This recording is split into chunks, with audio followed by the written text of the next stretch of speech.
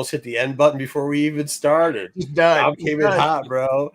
Hey, listen, for everybody who I'm not asking you to feel sorry for me, but if anybody wants to, this is what I have to put up with. Dom coming in hot and then Waysinger instantly trolling him before he can even sit down. Instantly trolling him before he can sit down. Hey, what's up, Echo Con? Hey, follow her if you don't. She does a lot of. She's not mainly Star Wars stuff. She does show them some of that, but she does a lot of outdoor stuff. She's from across the pond. Yep, she's a fan of ours. She helps us out. We're a fan of hers. She's a fan of and she helps us out a lot. We'll see you later. English is hard for Marco. It's just English is hard for Marco. No, it's because you idiots are getting in fights like 2 minutes before the show starts. Stop fighting. Dom was talking in Yoda chat in our chat this week. Well, Marco was talking in all caps for like 5 hours straight. That's because when I put no, hold on. Stop. Let's say hi. We'll say hi to the chat. Then we'll talk about the all caps thing. All right. Hi. Thumbs up. Yeah, Tommy, what's going on? Beers. There we go. Ruben, happy return to the Sith, to all the dark side. Yeah, I mean, we kind of talked about this last week. My wife just said too. She's like, man, May the 4th was really a downer this year. Well, I mean, I had a ton of stuff going on, but still, I felt like it. And May the 5th same way. We really didn't get much of anything for either one. So, sorry. I just know that this show. She's like Bad Batch did. Ooh, wow. I don't think they did. Hey, Cherokee Metal. Who knew in 1979 the blue nail-tooth teddy bear would be sensitive in 2024? Yeah. Right. Well, that was what but it does speak a lot like an Ewok, so I'm not surprised. Saying hi for the algorithm. Hi. Oh, by the way, hey, Dwayne, good job. That's just adding on to the tension that is Dom today. Mr. Appleman, hi everyone. Should be a packed show. Lots of Star Wars stuff happening. Bad Batch, Tales, yes. Acolytes. Dom, put it down. I'll even let you talk about it in a little bit. I know. Just relax. I hate it, man. We're saying hi to the people here that make you happy. And instead of letting us do that, you're just living in an area of misery. So let's just say hi to Damien. Hello, chat and panel. Hello, Damien. Okay. Justin, don't forget, we got first Nubs and comment. Okay, now you can rate. Greatest week this week. There you go, Justin. Most important Star Wars first appearance in a long time. I think we have some footage from his local FC from his local LCS where he kicked 2 kids out of the way. I got 10 copies. I'm not sure that's enough, but the children got done. Every return of this Sunday. Just back from Short Box Live here on West Coast. I don't know what that is, but and ready to watch Marco rant. Oh, or 3. Yeah, we'll get in a couple. Wayseeker has a Nubs tramp stamp. Yeah. Marco's spreading rumors again. That's not a rumor. It's not a rumor. It's true. Yeah, it's true. All right, Dom. Guys, please stick with us in the beginning. Dom, here you go. I'm giving you. I will mute you. It's about when it hits 3:30. You can rage all you want about the male person. I will give you a minute. 3:30. 3 minutes, 30 seconds. Ready? 5 seconds, 4 seconds, 3 seconds, 2 seconds. Go ahead, Dom. What the? You know what? I want to curse. I don't want to curse. I'm pissed off because I just get home from Philadelphia and I go in my mailbox and this is the shit in my mailbox. They shoved this in the mailbox. Yeah, you should show the picture of how it was in the mailbox. Yeah. This is the mailbox. Let me find the picture. Here we go. This is the mailbox. Son of a bitch. So for you, can I ask you a question? Yeah. Because I mean, I can't remember. Like even so, when I was living in an apartment, I never got anything sent there because I'd have it all sent to PO.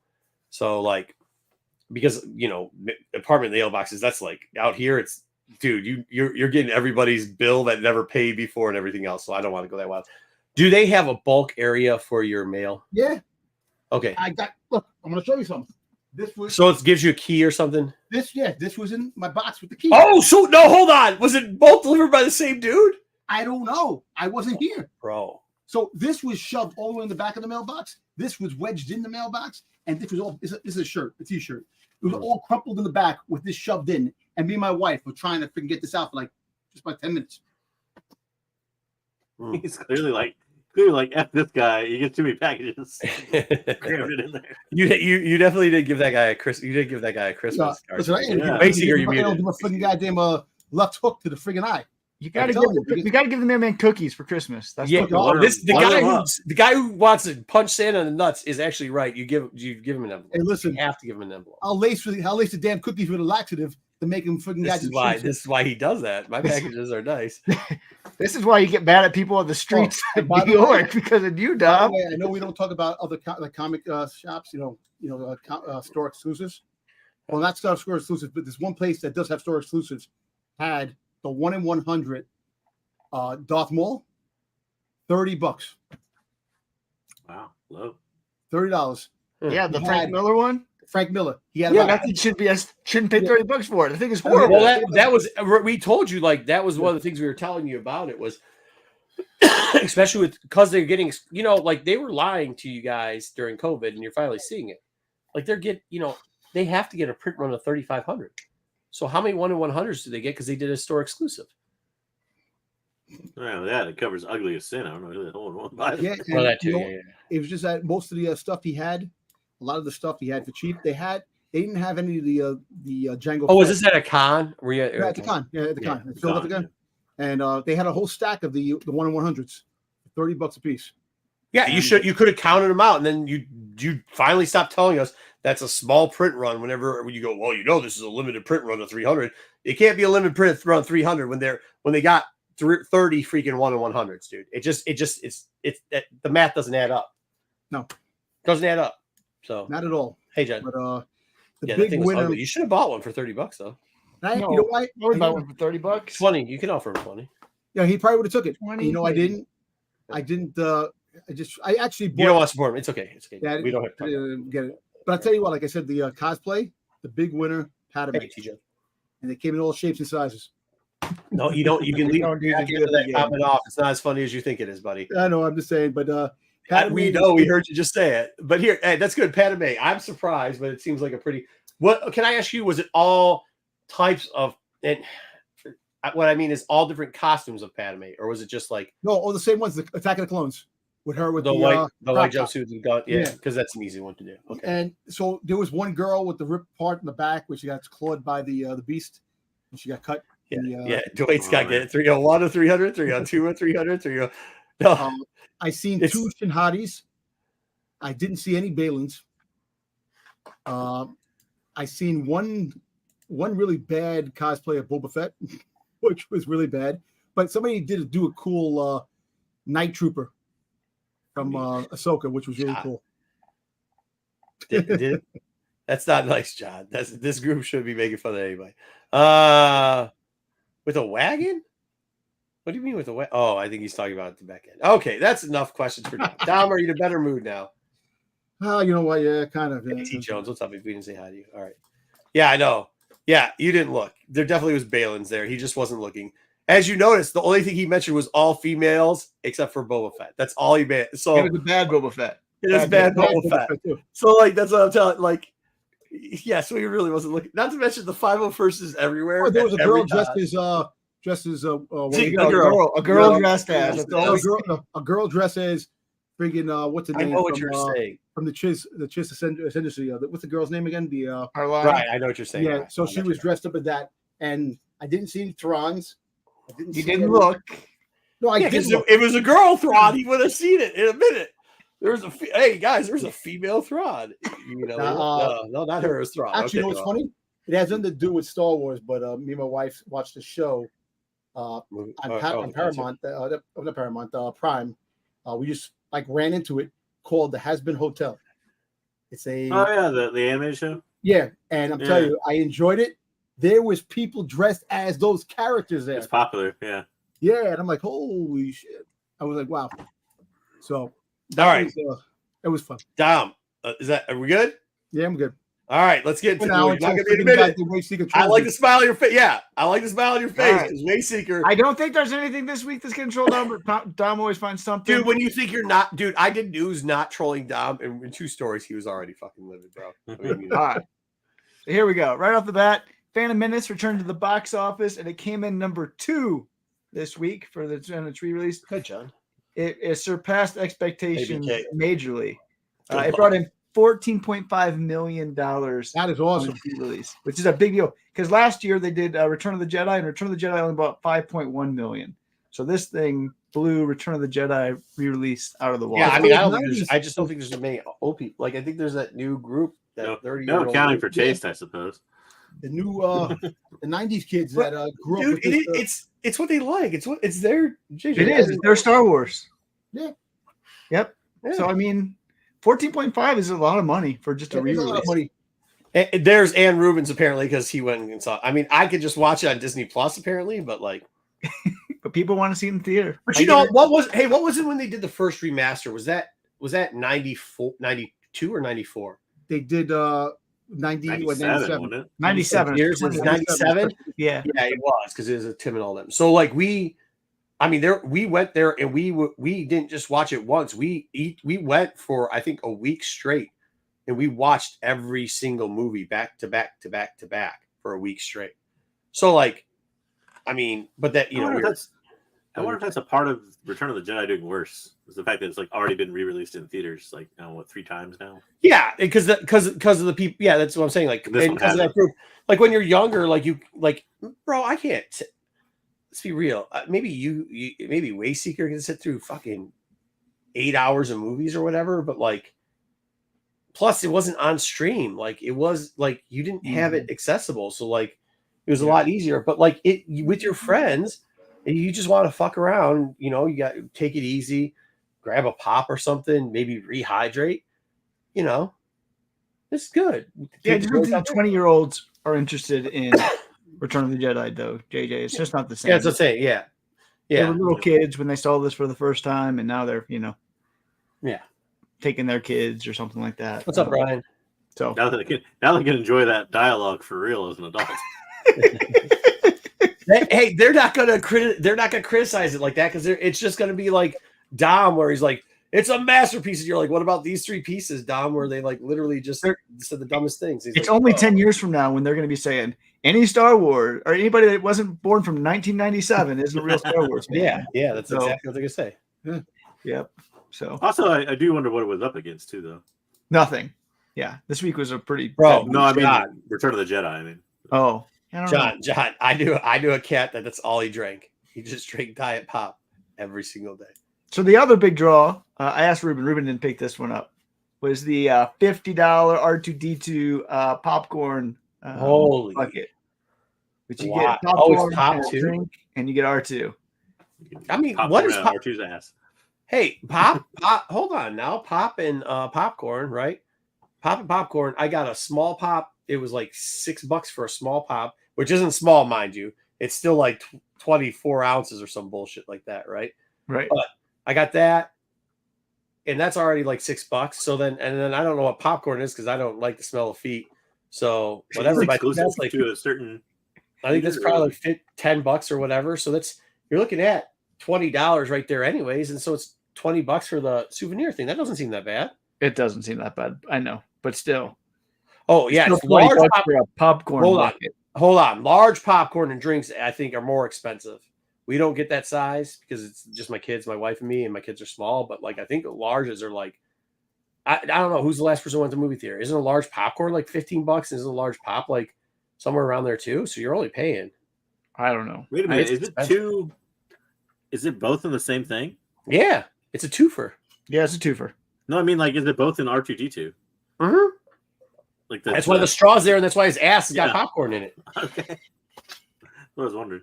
Yeah. It's got to be a pretty massive piece, I would assume. It has to be. I can't find the There's size. no way I don't know. There's no way the top of his head holds a large soda though. But how tall is it? Yeah, that's I don't what know. I I'm can't saying. find it It's online. really I don't know. I don't think that works. Ruben will I- find it somewhere. Ruben will They find had it. this one time before. They had an R2 that came out one time before. So this Yeah, is but that basically like a re-release of the R2 Hmm. at a movie theater. There was. You are It's correct. pretty big. No, it's pretty I big. thought the R2 thing was only pop. Yeah. So it's just the top that probably has a little like a cup, like a saucer type, a little. Well, it says a large size. Those, dude, bro. Dom, when was the last time you went to the? Dude, the larges, These are big. the I don't know if I larges. You can, could bro. fucking if you. I don't. Your throat has to hurt if you're drinking all that sugar. I mean, like Nah, that's a but I lot. don't- of shit. If I have anything, it's a big seltzer water.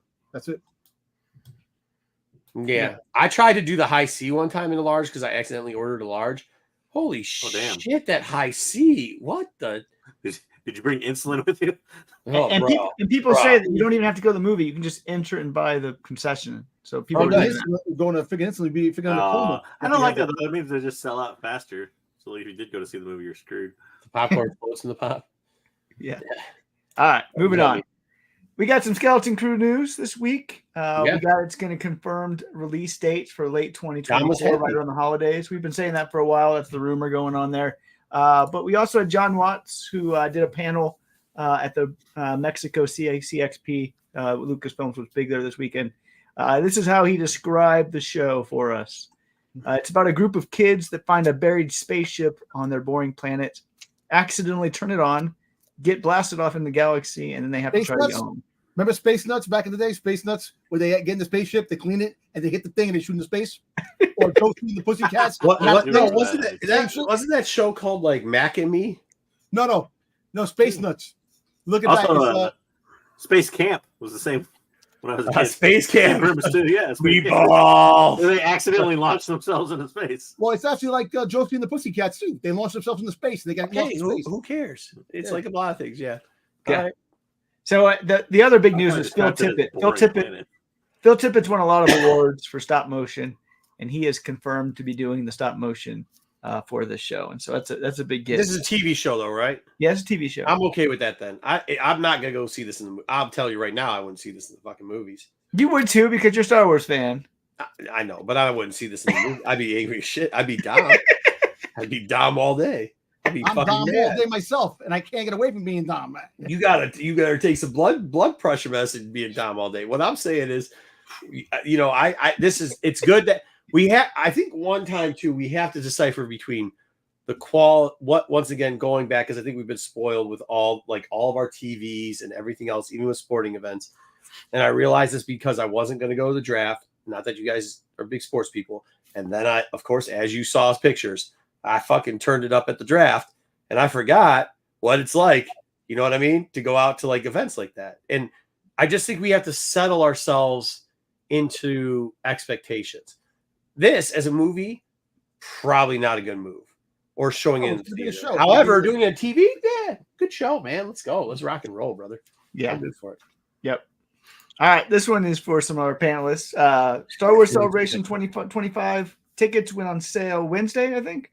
Maybe it's Tuesday, whatever. 3-day passes, they sold out in about 24 hours. You're welcome. 2-day tickets still remain. Who's going? Well, the fact is that the Jedi, no doubt, sold out the heartbeat, and that's the one you want. You don't get that, it makes no sense to go into Celebration. Dude, okay, Dom. Just because you're too broke to be able to go to Celebration Japan, don't hate on the motherfuckers that are. Okay. No, I'm not saying. No, I'm saying. I'm just letting you know. Just letting you know. Anybody. I'm just saying, if you don't get the VIP, that's not true. Yes, because because some people don't just sit in line to lick people's nuts all day. Some people like to enjoy the whole experience. Well, the fucking thing is that when you go there, you have to get on lines at every goddamn thing. No, you don't. Dom, when's the last celebration you've been to? I've never been to a celebration. Okay, so let me tell you what you don't need to do. Listen, I have. Hey, here's the trick. Hold on. Hold on. I didn't need to drill down on this one. Dom, yeah, well, because I was gonna let him go, but don't break the balls of the dude that's actually. So I am going to this. We did buy tickets, and the Jedi Master thing did sell out, and so did the 3-day pass. But go in there, you can still get single day for each one. I think it's like $20 more. Actually, I don't know, because what they do is they fuck you up with the yen. Or you doing the yen conversion shit, and you're just like, oh, okay, whatever. It's actually almost the exact same price. Is it? Yeah. So I didn't know what that was all about.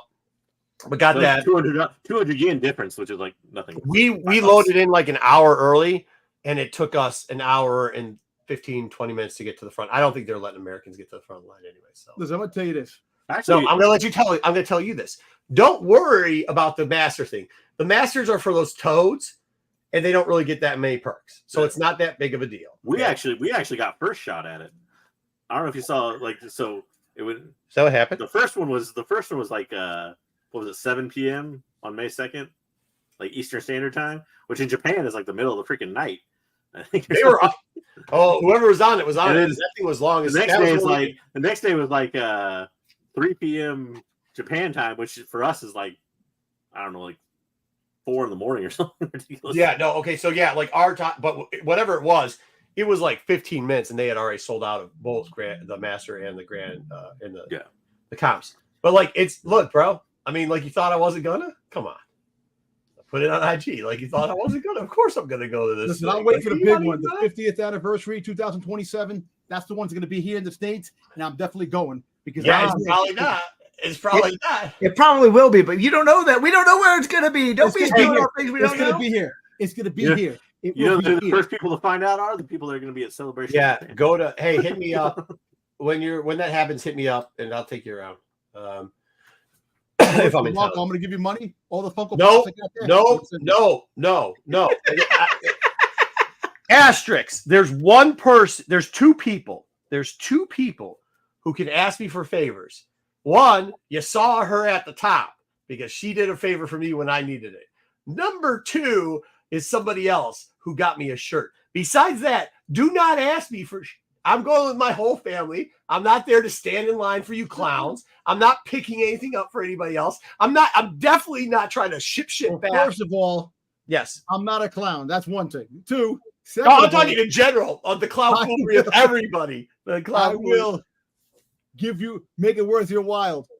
You can't make it worth my while. Like, there's no. Hey, I'll tell you this. I'm taking the 2 kids with me. I'm taking the 2 kids with me too, so I'm not waiting in a bunch of lines. I get what you're saying. If you're like Dom, you probably do need the Jedi Master thing because, like, you're gonna want to, pull the tickets and for the stuff. But like, if you're just going to enjoy the event, you'll get what you get. You'll see all the stuff. I just can't go to an event you want to do things and you can't because you just got the regular tickets, and it's just. This is something you want to go into enjoy and go in different things. Yeah, no, Dom. You just want to buy shit with the biggest lines in it. I don't get FOMO. So like I can avoid that type of stuff. Like I'll tell you this. Wayseeker said something earlier to me. I was like, yeah, my kids, I took them when they were 3 to a celebration. And Wayseeker was like, that's way too early. And I said, no, it wasn't. It was literally, I know everybody always talks about like through the eyes of child bullshit. Like, get the fuck out of here. Like, most of the time, kids are a pain in the ass. Let's be honest. They're a pain in the ass 99% of the times. But kids don't watch it. They will. They know they're a pain in the ass. I tell them all the time. But here's the deal with it. When they were they literally thought they went to a place called Star Wars. And with no Master Jedi thing, Dom, like the celebrities are just walking around everywhere. All the people around everywhere. The environment is so cool. And if you can't, like, I get it. Maybe the environment situation isn't you. Maybe like your happiness is waiting in line for a piece of plastic you can find in a dumpster 6 months later. And that's cool, man. I'm really not knocking you, even though I just did. But I'm saying is like, for me, that's not it. Like, for me, the environment is just like hanging out with my fam, saying hi to some people. Dom, you know me. You've been to cons with me. All I do is chop it up all day long. So I love chopping it up, bro. Like, that's all I do. So, like, yeah, it's good. To me, also, too, you have to remember this is not like going to like a Comic-Con that year where you may already know some of the guests and stuff. Don't know who the guests are for a lot of the VIP stuff. You're ponying up $1,000, dude. It's almost $1,000 for that package. It's 3 times the price of a 3-day ticket. Actually, almost 4 times the price of a 3-day ticket. Yeah, it's crazy money. Can you imagine? Yeah, get out of my pocketbook. It don't matter. Can you imagine taking your whole family on that, though? Yeah, I am. I'm taking my whole family. No, on the Jedi one, which costs 4 times more. Well, I think you buy one Jedi, I think, and then you buy tickets. Oh, the Jedi pack? Yeah, I mean, like, no, well, yeah, it would be cheaper for the kids anyway. But like also too, like, you got to think then it's not, okay, this is the other problem with it, which I'm not into, is like, I just do my thing, right? So like, if I have to be on a schedule, which you do with that Jedi Master thing, you have to be on a schedule. And maybe that works out for you, Dom, but like, I'm just not, that just ain't me. I'm going to stroll in when I'm going to stroll in. I'm going to do my thing. I like to like pick and choose. Like when I go, like Marcus said, like make my own itinerary. I don't like, it's just like buying cable TV. Like, I don't want to buy like every single cable package. I want to like choose my channels type of thing rather than like, it's the same way with this. Like, I want to like, if I go to get somebody's autograph, I want to choose whose autograph I get. I don't want like this package that I paid a whole bunch of extra money for when maybe there's just one person there I want or something. Yeah. Well, apparently they just hit me, DM me, and tell me where you're staying to. What city? What? 4 people. They already got 4 people that are going to be there already. Tamira Morrison is one of them already. So, Well, here, Dom, this is just for you, and this is why I said I didn't want to do this on stream, because what's going to happen is I'm going to get a bunch of DMs, people asking me to stand in line. No, I'm just for you. If you need something, of course, Dom. I'll try to make it happen. I know you're. Hey, listen, but at the end of the day, I know you know with your family. It's a pain in the ass. And look, like I said, a friend of mine has gone a couple of times, and he was telling me, he goes, if you do want things, that's fine. Because if you do want things, you definitely have to get the Jedi, the Master, if you want to get to all the different things. And that's the one that I was looking at. But if you're gonna bring your family and go with your family and do just to enjoy the experience, hey, that's fine. And this is also what I'll tell you, that they do a good job, and they kind of screw the Jedi Masters at this. Like the pin program and other stuff, they cap each day, and they cap it for Jedi the early time, and they cap it for the later time. So they do stuff where they rotate it through the Sundays. Yeah. But and the other thing is, a lot of times if they run out of shit, to be honest with you, you get an email after the show. Hey, we know this sold out. Would you like to buy it? A little secret about it. So I get it for the pop stuff and that shit, but you got to remember, for me, I'm trying to clear this room out. I got now 22 tubs of stuff that I'm gonna put in one of the wings of the house, because it's just, I got so much shit, man. And I don't buy shit like you, so I don't really, what do I need? So, but no, I'm stoked about it. We're gonna do the whole. We're blowing it out though. We're gonna do this. We're gonna do some of the Pokemon centers. We're gonna do go-karting hopefully and shit like that. So, what's funny about the cards? Next year I won't be here that much for a couple weeks, but and the card, you're talking about the Star Wars cards. Not one table had Star Wars cards at Philadelphia. No doubt, that shit sold out quick. I'm excited. All right, Josh Gad wants to play Jabba the Hutt's nephew if necessary. Just wants to be in a future Star Wars project. Who wants Olaf to be coming to? Who's Josh? Well, they should get Stinky. Who? What? Josh Gad's Olaf, plays voice actor for lots of stuff. He does. Big Star Wars fan. Big Star Wars fan. Olaf, you're talking about the snowman guy? Yeah, snowman guy. If you want to build a snowman, yeah, that guy. Something. Yeah, okay. Yeah, he wants to be in Star Wars. Yeah, who doesn't? He's a big Star Wars fan. So yeah, Tom, we'd be mad with Josh Gad. Tom, tell him. Tom, he was not born before. Tell him. What? If you're not born before 1977, and if you're not there in the beginning, you're not a Star Wars fan. All right, so he doesn't get to be a Star Wars. Yeah, this kid. Now, listen, you know what? Hey, look. Hey, if he wants to voice and play another. Look, there's still Hutts around because we've seen it in the Book of Boba Fett. We've seen stuff. But the syndicate of the Hutts, are they more powerful? Are they still as powerful? I love the Hutt syndicate stuff. Every little bit. I'm with you on that shit, man. I'll live and die that. Yeah, but hey, let's make him stinky. He could be stinky. He could be stinky. I'll allow it only if they get Chris Hemsworth or The Rock or somebody to be who was the ripped Hut from the comic books. Yeah, the ripped. Gargantua or whatever. Yeah, they killed him. They killed him. Come back. It's Star Wars. Bring it back. It's Star Wars. Yeah, no one dies. You're right. All right, Star Wars Rebels Season 3 and 4 soundtrack. It released this week, 6-7 years later. Fans have been asking for this, petitions after petitions, and finally Star Wars listed. I love the first two season soundtrack.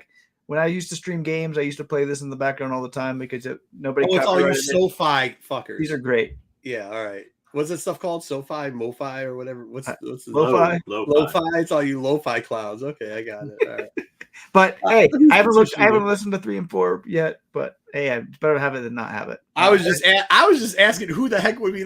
Now I figured it out. Wasting, of course, the guy who wants to punch Santa Claus in the nuts. Yeah, no, but the music to the final season of Rebels was really good. Hey, Dom, you know how this one happened? Finally, for years, Wayseeker's been trying to push this thing. He got almost his entire family, and they just had a graduation party. He finally talked that one cousin into signing it. They got a whopping 20 signatures, so it passed, bro. Hey, that's what that is. It's what you got to do. The guys, his cousin's door to door. You just shut the fuck up. I'll do it. Just leave me the fuck alone. Well, look, a lot of people don't even like this for one reason. They like to have the physical copy in their hands. Like my brother. My brother likes the physical copies of the things, and they're hard to get if they make any physical copies because I don't think they're making physical copies. If you download this, they can take it away because, Spotify and Apple. Bro. There's ways to do things. I know. There's ways. I'm just saying, but if you have it's called download the music. It's fine. It's fine. The take it away. You can't take away what I downloaded. Well, yeah, especially if you put out one of those boxes. He's like, that's why you got to carry one of those 1 TGs around.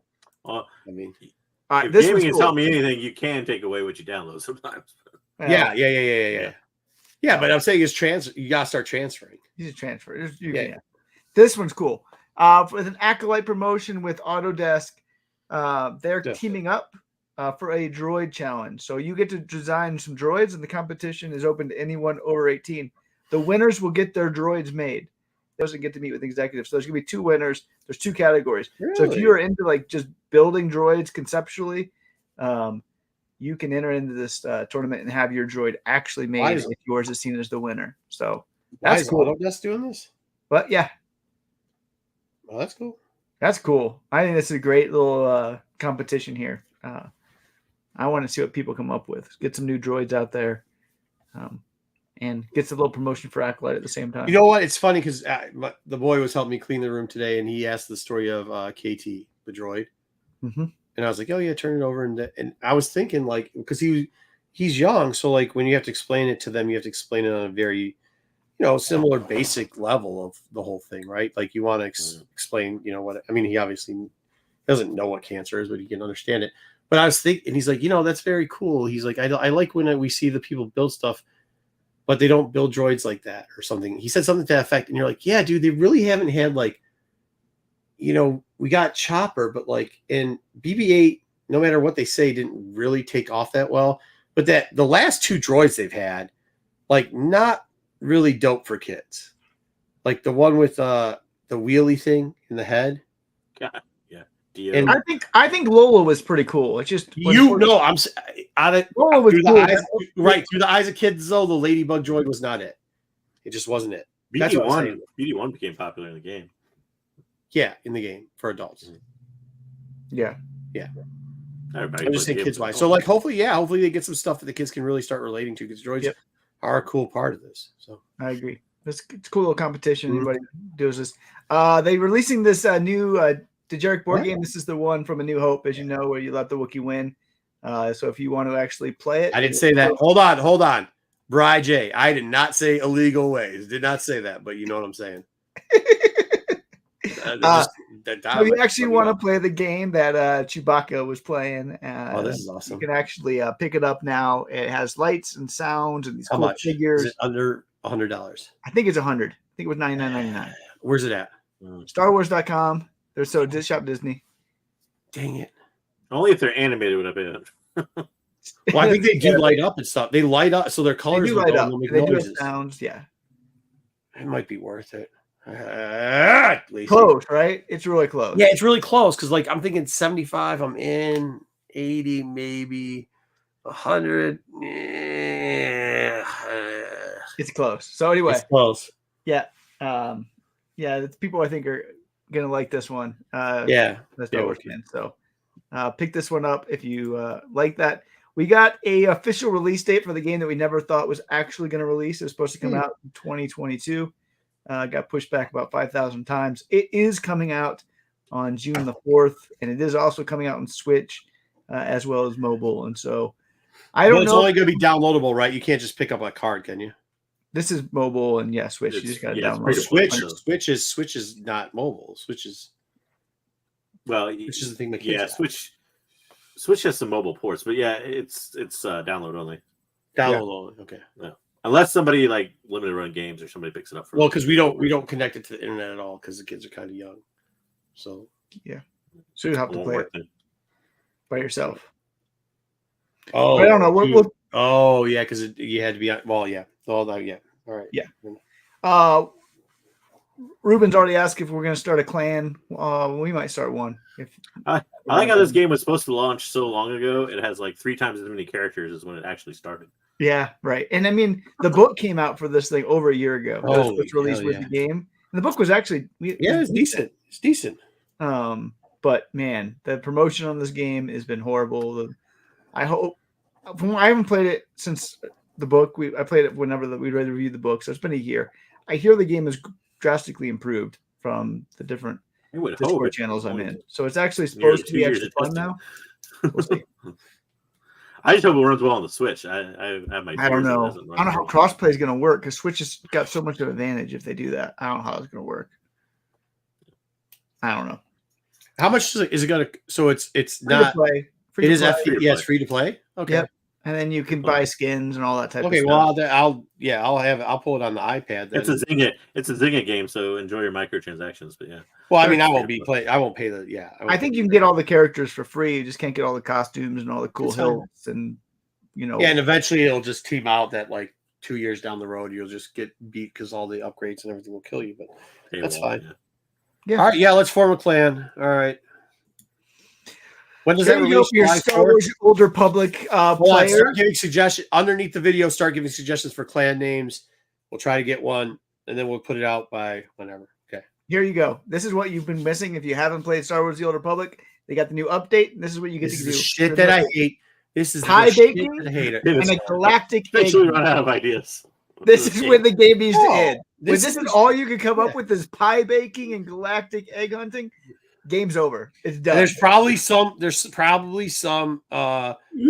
or producer that's like, I finally got pie baking to be canon in Star Wars. To be fair, they have laid off a lot of the development team's company, and also too, it's been 13 freaking years. It's been a long time. I get it. It's been Sometimes games for 13 years. Yeah. But yeah, I think they're officially out of ideas at this point. This is done. So pie baking. There you go. If that's your thing. Here you go. Pick up the Old Republic. Oh yeah. What's the girl's Sith name? Do you remember? Reevy, yeah. Reevy, all these freaking names, man. They can't make up a better name. Come on. It's an alien, Dom. You want alien names? What happened? They named her Susie. Reevy, Reva. Come on, man. Beth. Really? She's just Beth. Yeah. Tom's never happy. No, and last but least, for May the 4th for Unlimited, we got a preview of some other leaders. We didn't get to see the cards, just the images. So we know that there's going to be a young Lando leader and a hero Boba Fett leader coming to Star Wars Unlimited. JJ's not happy about having another Boba Fett. He's also saying allegedly because he doesn't want it to happen. Yeah, but hey, it's going to be another expensive showcase because people always want Boba. Dom's going to be showing out another $1,000 to get that, just because of it. So. They're giving me $1,000 to get the card. 1,000 Star Wars characters. You're gonna have the same one in back-to-back sets. I don't know if there's a all deck coming. We'll see. And that is the week in Star Wars. We had Acolyte news. We had Acolyte separately. It is weird what gets in Dom's crawl though. I mean, who would have thought that Star Wars Japan gets in this crawl? I like this week is great. Nothing's gonna upset Dom, but no. Your LCS told you? Oh, we're gonna go over some of those cards because we got the thing in there. I don't know. The crazy thing is too, the trailer for the Acolyte. I got a chance to see it quick. We're gonna talk about it. I know, but I didn't get a chance to see it like really sit down and listen. I just got because I couldn't over there, and I couldn't even watch the Tales from the Empire. I didn't even watch that either, so I didn't get a chance to. Dom gets mad at me for not watching the show at Disney World. Take 2 minutes while we go through this. We're going to do the card thing then right after this. Take the 2 minutes while we go through the card thing and watch the trailer because we're going to talk about it. We're going to break it down. It's in the thumbnail. Well, I mean, you know what? I did see one cool ass thing in it, which I'm intrigued. You were wrong on a lot of things. Let's just say that first. No, I'm wrong. Today's not the day of Dom, but it's all right. I'll go easy on you. Yeah, no, but I was right with one thing. I doubt it. Yeah, I doubt it. All right, let's go into. I mean, you say so much shit. I don't know what you're going to try to claim that you were right on, but let's go into episode 1. I wasn't really gonna review this, so I did a short review because I thought it was just going to be a retelling. It wasn't. There's a little bit more new stories in there, I guess. It's baby Anakin having dreams and then like pissing off the Hutt clan, which was kind of funny. So you gotta look. Dom, this is what we talk about. This book is actually good because this is something me and Dom always talk about is like give us these little like Star Wars should just give us these little side stories that do not affect the canon version of Star Wars. Yeah. Doesn't change much around, but you get a little bit like of the details that kind of matter but don't. The first portion of this was just little kitty Anakin having dreams. They did show us some of the stuff from the movie, but they fast forwarded it pretty quickly. You get like a panel here, a panel there. It was kind of creepy with the old man, his hand stealing a kid from his mom, but whatever. They brought back Jar Jar, but then Jar Jar had like pointed, like it wasn't overdone, just had little kind of pointed points. They addressed some of the other issues, like in the movie where you had like baby Anakin's or teen. He's almost a teen. What is he? 10 preteen. at this time, issue with him and Obi as they're taking over, and thinking that Obi was blaming him for Qui-Gon Jinn and everything else in the council. Then we get this part where you think that you're going to see Shmi get captured, but it turns out that Anakin helped, which is really weird, but also kind of cool because you're like, yeah, when he was a kid, he probably did help anybody. It wasn't until later when he turned after she got kidnapped. So you see like a sand person give him, or Tusken Raider give her Shmi's the mom, a water thing. And then she drinks the black whatever, and then she starts tripping out, and she has a dream that Anakin becomes a Jedi. Which, I'll be honest, at first I was like, this is going to be dumb, and I read it, and it was because of how bad Star Wars looks, I guess, is, and kind of what we've been asking for, to be honest. I mean, maybe it's not everybody's cup of tea, but it wasn't that bad. I thought it was okay. It's fine. You know what I mean? Yeah, it's fine. Yeah. So I wouldn't mind more of those. I don't mind one shots doing. I didn't get to scan the other one, but I did kind of scan a couple pictures from, because God forbid we didn't scan any pictures from Young Jedi Adventure, the free comic book day book. Somebody here would have had it. They didn't have free comic books at the con either. Nobody brought their free comic books at the cons either. You didn't pick up any of these? I didn't get anything. Well, here, we'll give you a couple. This is Nub's first appearance. Yep. They pretty much have Nubs in court, the two people that can't speak, fly a ship together for no reason. And then they get fooshed in the face, and then they have to come back before stuff blows up. I thought this panel was kind of cool, though, because like they kind of, I know it's not supposed to be them, but like, did you see this panel to the right? So they have a character that definitely looks like Greedo. They definitely have a character that looks like a young Sing. They definitely have a character that looks like a young, dang it. The Walrus Man too, like that was kind of cool. I thought that was kind of fun. There's an old Luke character in there too. They just have a little bit of everything in here. I thought it was pretty fun. A little Saw Gerrera. If you look in the background on the second panel way in the back, it looks like Forlome is running away. So like it was kind of, it's kind of cool. I like when they do little non-canon breaking, like kid books should be that way. It should, once again, it should be like, in my opinion, this stuff should be like the Freemakers, right? What? Yeah. You're starting to become a Nubs fan. No, not. I didn't say shit about Nubs. Nubs wasn't on the single piece of this page. Sorry. Oh, sorry. Maybe I misunderstood. If you're looking at the screen, the page on the left's stupid. If you look at the right page, though, it's pretty cool because. But yeah, I mean, they should do more Freemaker stuff with this, I think, and like that style, like just that theme and tones, and I think they could get away with it, and it would be pretty cool. So that's the end of that. Next week. I don't know why the shit we have 5 covers for Vader 48, but we do. 46. We have got 46. We're not even close to 48. Sorry. We only got 5 more issues left of this thing. I'm just trying to 48. Yeah, sorry, 46. Give us a Vader series, or give us a. We have no more Vader. Vader's done. Animated. I don't understand. Can anybody explain to me this? Why offer a B cover and or Master and Apprentice when you already know you've got the anniversary, okay, and you're about to hit, you just hit Women's Month the month before this, and you're about to hit Pride Month. Like, dude, just spread it out. Do Master and Apprentice sometime when it's not like another themed month. I don't know, man. Whatever. Anyways, this book sucks. This book though. Look, man, I'm getting the 125. I was thinking about this. I've always had a fascination with characters that, like, morally, you think, like, man, if they were on our side, if they were, because of who they're working for, they're seen a certain way. If that guy if Lula was on the Jedi side and he was kidnapping kids and testing their powers, it'd be all good, right? Because he'd be good.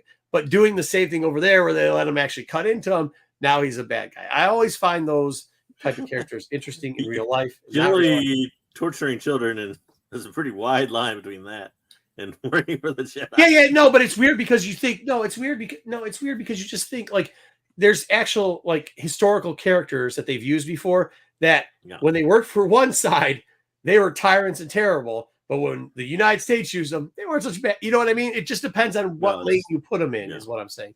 And this is kind of one of those characters too, Where where they give their creations to, I think, is the yeah. question. Well, that and who the upper management allows, how deranged they allow them to be, and obviously they definitely want this guy to be as deranged as possible. So I can't wait till he dies a horrible death.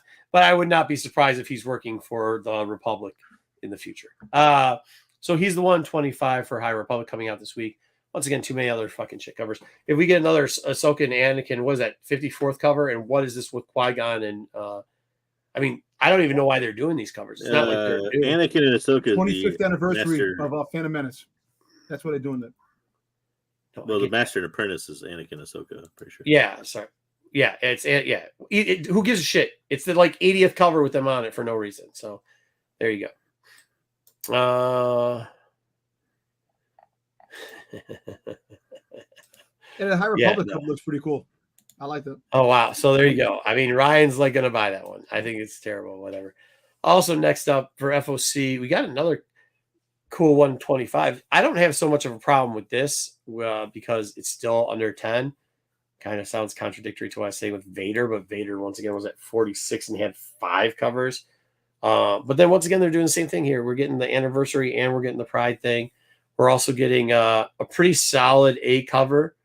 So that's kind of cool for number 8. So 7 and 8, both buys on my list. I mean, and this one, at least, this cover that's coming out next week, I'm only buying the 1 in 25. I'll buy whatever color is on the rack to read.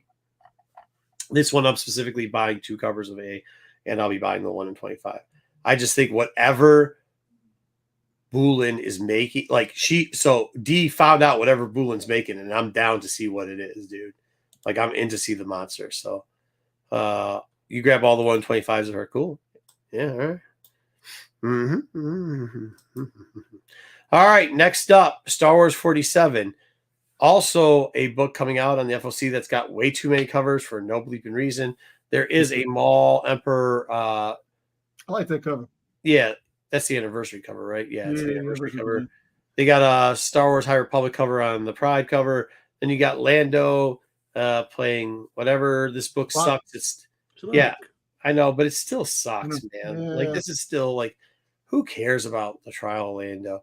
And there's a 1 in 25, which I would like to say is kind of cool, but I just can care so little about this that I don't know. Is this the first time that the lawyer's on the cover? It might be her first cover appearance of the lawyer. Who knows? You can look it up. I don't know. I love the Rue character. The Rue character, the High Republic character on the Pride Republic character. That's the one that I love. That's probably the bet on this one is to grab that one if you're going to grab a cover, just to grab a cover. And once again, we mentioned it last week. They're on FOC this week. Darth Vader, black, white, and red. Please stop buying this garbage. There's a regular cover that's just a washed out version of one of the first covers. And there is a 1 in 25 incentive, which is just a 125 version incentive for the first covers. Please stop ruining comics. Please stop ruining Star Wars. It just makes a good cover worthless. The 1 in 25 actually it actually makes 2 covers worthless. Yeah. But it lowers the cover this and it lowers the cover of that. So but people are stupid. All right. Dom, time for you to go watch the trailer real quickly. While you do that, we will go through a couple things that hit the card market this week. All right. I'll be right back. All right. Yep. So I was looking at, we've been going over some of the prices of the showcases to see what's happening. This was the price the week before, $600. $672 was kind of the high for the Emperor. He was picking up this week, falling down a little bit. Not as many sales, but going down to $595 and $475.99. He didn't actually have to leave. I'm not quite sure he knows that. Leia with highs around $775. It was selling. This was, remember, the hot card last week because everybody's building Leia decks the last 2 weeks. Still hot, $75 and $800, but just less sales once again. Or actually, there's only an $800 sale on that. The Fett card, which we thinking was going to get up to 1,000, I think close to 1,000 too. 969, so $970. 935, 934, still sitting around there, just waiting for somebody to go wild. I think the announcement of some of these cards got everybody excited. Plus, it was the showdown this week, and we'll get into some of the showdown cards later. Han. This was an upper last week. It was going wild last week, as high as $770. That 77 the next sale after that turned out to one sale this week for $600. Crazy prices for that. It's still a crazy price. Still a huge, crazy price. All right. So Shadow, we've been telling you, if you can get to one of these events, please try to get to it. Please support the local card shop, but also please try to be a champion, because if you're a champion, you win a champion card, you win a top 4 card, and you win a top 8 card. And if you do that, you can either sell your champion card for these ridiculous prices of about $350. Wow. 380 at the high. Champions are going to be worth more, but I didn't know it'd be that much. Yeah, it's a lot, dude. The top 4. So if you win, if you're first overall, you get a champion. There's supposed to be a runner-up card, but I don't know. I didn't see it. I don't think there's a runner-up card. I think it's just top 4. Okay. It's runner-up. There's a finalist card. Yeah. Oh, is there finalist? There's a finalist, yeah. So the top 4 will get you $60.27. I didn't see any prices on the finalist card. So what's finalist mean? Top 2? Yeah. Finals. Second place. Okay, second place. Okay. And then I saw the top 8 card, which a lot of these are selling. Wild, the first one sold for 103, but is slowly ticking down to 2025, somewhere around there. Dude, I'll be honest with you. If you can get in some of these, it might be 12 to 14 people in it. Like, I know a lot of people are trying to set up 30-person pods for these, but like, I know that there has been a couple that I've missed that are like 20. I mean, 20 sounds like a lot, but if you can get in there, you never know. Place in top 8, get yourself one of these cards. Try. At least try it. The judge card, just kick whoever is the judge in the nuts and take this card from them, and then you can sell it for $30. Yes, that is going to you, Eric. I'm talking to you. I will be stealing this card from you. All right. And then for everybody who wear a cup, Eric. Wear a cup. Everybody who participates. Oh, I've already told them I'm stealing it from them. Absolutely. Everybody who just participates alone will be getting this card, takedown card, which still, I mean, just for a participation card, you know, it was at $40 at one time, $10 now. And plus, takedown is a valuable card to use. I'm going to steal as many of these as I can too, just so I can use them, because it'd be cool to have all your takedowns be takedowns. So guard your takedowns like you're growing. And then finally, since Dom needs a couple more minutes to watch the trailer, let's cover some of the cards really quickly that are coming out for the next series, because the next series is only like a month away. Oh, before we get into that, so we did hear some very educated guessing and talking on this, and maybe we'll talk about it later at the end too, because we don't usually get into that much. But it appears that the allocation is now, it was 3 boxes per store that have that run tournaments last month, 2 this month, and then 1 next month. So the supply is really getting short here, and I have a feeling after takedown, it's going to be even shorter. A lot of places aren't giving away packs anymore. They're only giving away stuff. Oh, Dom's back. Okay. Dom, should we do the rest of the cards now, or should we do trailers and everything? Do the cards. Just the cards. Okay, so Hunter was one of the reveals. It's one of the leaders. Who did what? Does anybody want to talk about this? This is good. What? Yeah, it's a good card. It's a good card.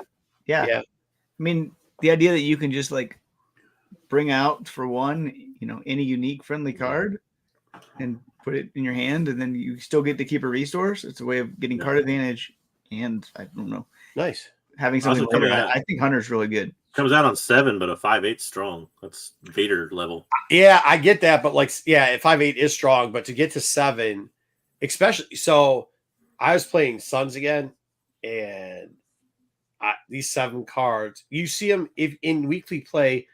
7s to pull have not been doing well. Expect some of the thing with the 7 is like the Vader, you can get them on the other Vader card you can use on different stuff. So you don't see people using Vader as much as they used to. And 7's pretty high because a lot of people are ending the game within 5 to 6, which is kind of tough. Bless you. Thank you. Well, if you may see that change though in the future. Yeah, absolutely. Absolutely. What it is right now. That is what it is right now. I'm just giving you the word on the street right now. All right. And then we got Bo-Katan. She's cost 6. She's 4 damage, 7 health. What's the perk on this one? So every turn if you attack with the Mandalorian unit, you can just tap Bo-Katan and deal 1 damage to a unit. So it's like a free ping if you have a Mandalorian deck. Anytime, dude. Anytime. I think this one's going to be really playable in draft and sealed, because I think there's so many Mandalorian units that are coming out that you can. This is a great way of getting removal in draft or sealed. I'm not sure how great this ability is in, just constructed. Yeah. But it does seem like this will be a solid draft or sealed card. You're gonna have to deal a lot around Mandalorian. Yeah. As far as building out this thing, it's gonna have to be. I think unfortunately, it'll probably be a lot like a Spectre deck is for Hera. Only at least you get a benefit with this. With Hera's Spectre deck, you really don't even get a benefit of extra damage. Right. Yeah. But I don't know. Yeah, I don't know because they've released a lot of cards around this one. We'll talk about it in a minute. I bet you they're going to release a lot of cards around this to make it more active. There's a lot of Mandalorians that are cool, but I don't know. 1 damage every turn it can help, but it also I don't know. All right, so we got First Light. What is this? What vehicle is this? This is the Crimson Dawn. Yeah. Vehicle. Oh, okay, yeah. Oh, there it is. Yeah, First Light. Okay. Yep. Oh, Headquarter of the Crimson Dawn. I like this card for a certain deck. 7. There's still 4. It's got a lot of health on it. But yeah, it's 4/7. Makes every other non-leader card grit. That are friendly. Smuggle, it deals 4 damage. Smuggle is the same. What part I don't get is Smuggle is the same cost. Right, but you have to deal 4 damage when it comes to play to a friendly unit. So yeah, but why is it the same cost to Smuggle? Yeah, because you have the downside of you have to deal damage to one of your units. But not if you're playing in Suns because you could damage somebody else's unit that's friendly, can't you? Yeah, in Suns, but I get that it's the same. It also is a way of actually being a benefit because if you're giving something grit, you're actually bumping it up potentially for attack. So it's just a card that actually might be better smuggled because it's coming in and giving something else, for extra attack. Be a mess for a while. All right, we got 2 other cards here. We got a Wookiee, Gentle Giant, which gives you also grit as he's talking. I just saw Justin's comment up there. What do you he say? Sold his box. For 300. Sold his box that he mentioned last week. Yep. Nice though. Yep. Gentle Giants. I think this is an interesting one, especially in like a draft or sealed. Just the ability to heal damage, based off of the amount of damage it has on it to another unit, just keeps your units alive. I don't think it's a good card for constructed, but a 2/8 that can heal over and over again has some potential in sealed or limited. That's kind of cool. File the way. That's cheap and gives you pretty much a 2/4, right? Gives you a bump whenever it gets upgraded. Or only if it's upgraded, but yeah. A shield. But you're going to have an upgrade card in there. Shield upgraded too. So like you got to remember. If you put this you'll be upgrade heavy in a Mandalorian deck, but yeah. I don't know. Put a shield on it. It's a 2/4 with a shield. But isn't there that Mandalorian card too that gives you? Is it 1/1 or 2/2, and it's cheap also? You put that on there. Do shields count as upgrades? Shield counts as upgrades. Yep. When you play when you play like that one thing where you can defeat an upgrade, you can defeat a shield. Yeah, shield and experience are considered upgrades. I mean, you could put this card down for a 3 cost, pretty much, like because it'll be you drop this and then you drop again. In 2 hands, you'll have something that is pretty much a 4/5, which is for 3 costs is pretty dang good. Yeah. All right. Next up, Clone Deserter. Just a simple 2/3 with restore 1, which is cool, and it has that downside bounty when he's destroyed, the opponent draws a card. But that's not a bad bounty though, and restores like at the right time it'll help you out for restore 1. Yeah, I mean they're cheap too. A 2/3 body that you can just plop out for 1. I think it'll. And all you're gonna do is attack a base with this and restore your base. Yeah. You hit another base for 2, you're going to store your base. Another base for 2, store your base. Yep. If you can put shield on them, you're going to get at least 3 rounds out of them like that. So, like, it's a good move. Yep. That's an expensive Sentinel. I don't like this card. 4/6. Yeah. And you have to pay 7 to smuggle it. Because they're going to have, like, they have a bunch of Sentinels now with this deck coming out there are going to be cost of 3 or 2. So, like, the only thing is it has a high defensive mode on this. So it does, but I don't think it's that impressive. And it's not a space one. Space Sentinels are a little bit rarer. So it's the villain equivalent of Obi-Wan. Yeah, but without the high ground Sentinel. Yeah. But here's the problem with it. They already have a Space Sentinel for green. That's space. Cheaper. Yeah, they do, don't they? No, this card's not space. This is ground. Oh, yeah. Ground, you're right. Yeah. All right, well, whatever. We got Reeves. So there you go. Wrestlers. There you go. Experience the cards. Your favorite player. Master Reeves. Right there. Master Reeves. The boss. Sasha Banks. Love her. 4/5 that when upgraded. does 2 damage. So those cross upgrades are going to be important in those. Actually, this card's pretty good. Just being able to ping 2 damage because when it attacks, because it hasn't upgraded, 2's a lot better than 1. A lot of things you can kill with 2. What I'm saying is like those cards that you can get multiple upgrades on a round. That's going to be key to having this Mandalorian deck because like some of them are pretty cheap around 3, and you can mull it over. All right, then we got Night Owl Skirmisher. Just a 4/3. I don't. This one has a bad bad smuggle. That's I don't a think bad this card. one's see play. No, not at all. That's a common. That's a rare. So yeah, I should have probably been saying that. So hold on. Revis is a rare. Oh, did I skip a whole thing? Most of them are common that you shown so far. Common so far. Okay, cool. All right, so we got Deathwatch Loyalist. 3/3 with awesome. grit with 3/3 and overwhelm. This one actually I think is actually might see some play because of the overwhelm with the grit. So I mean, yeah, absolutely. So whenever it gets damaged, it gets a 4. For each damage, it gets a +1 attack. Is there a Mandalorian villainy leader though?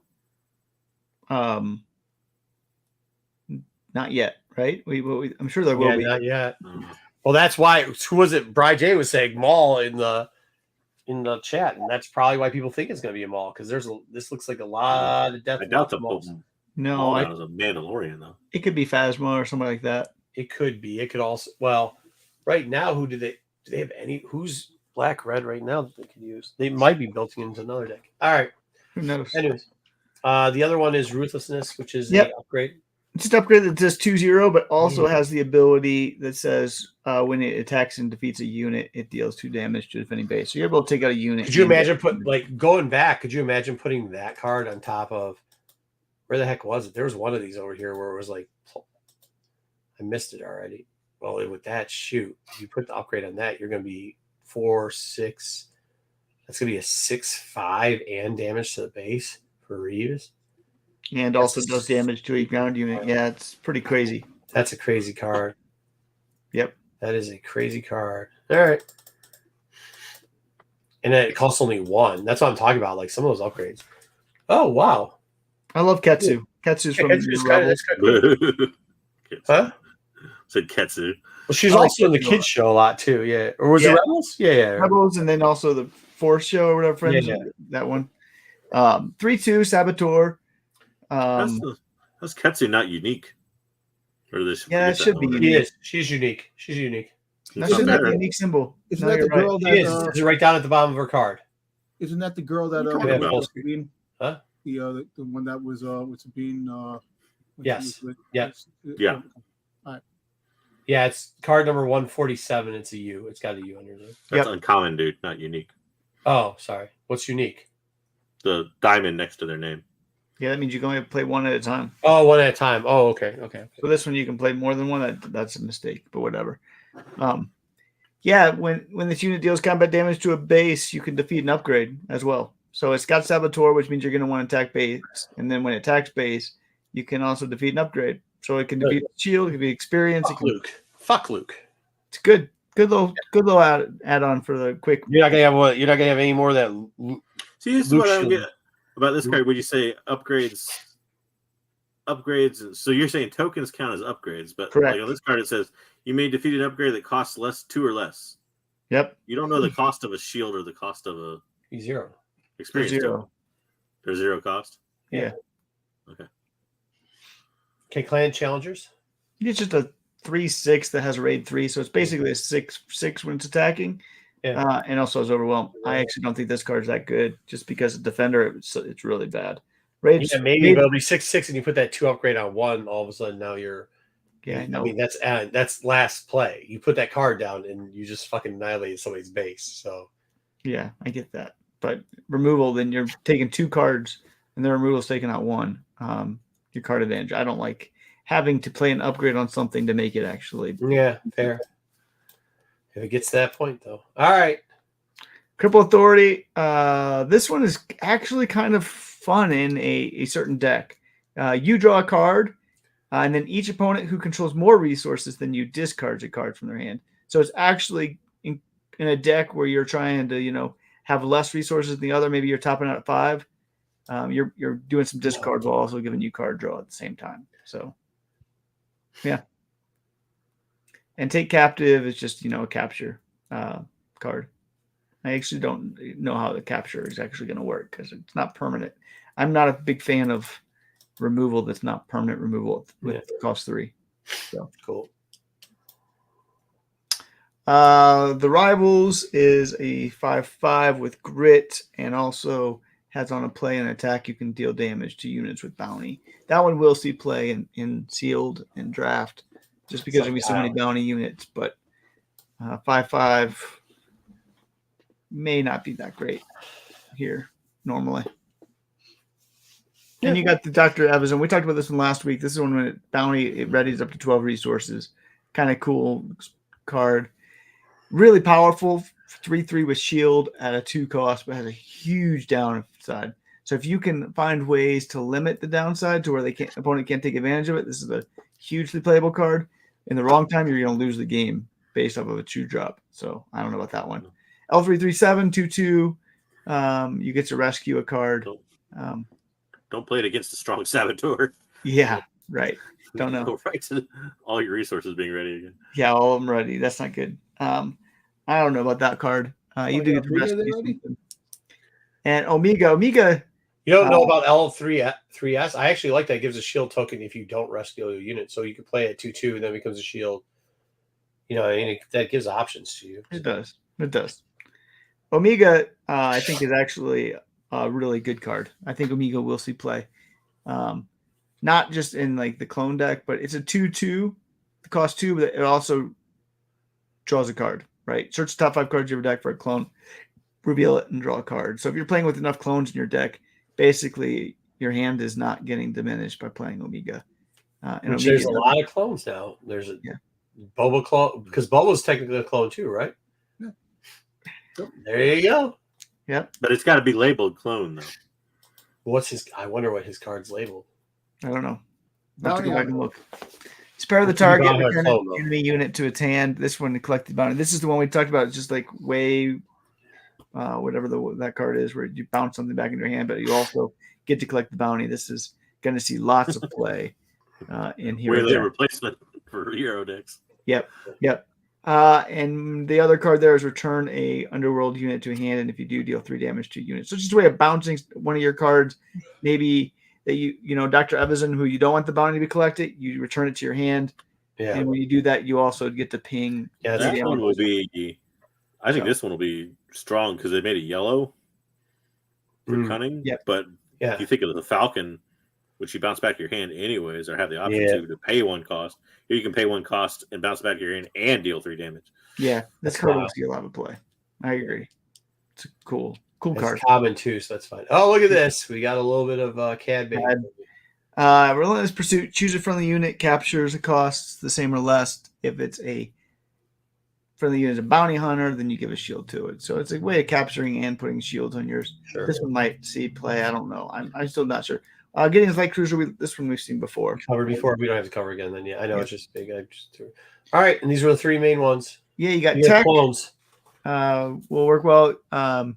Each friendly resource gains smuggle, so it just gets 2 more.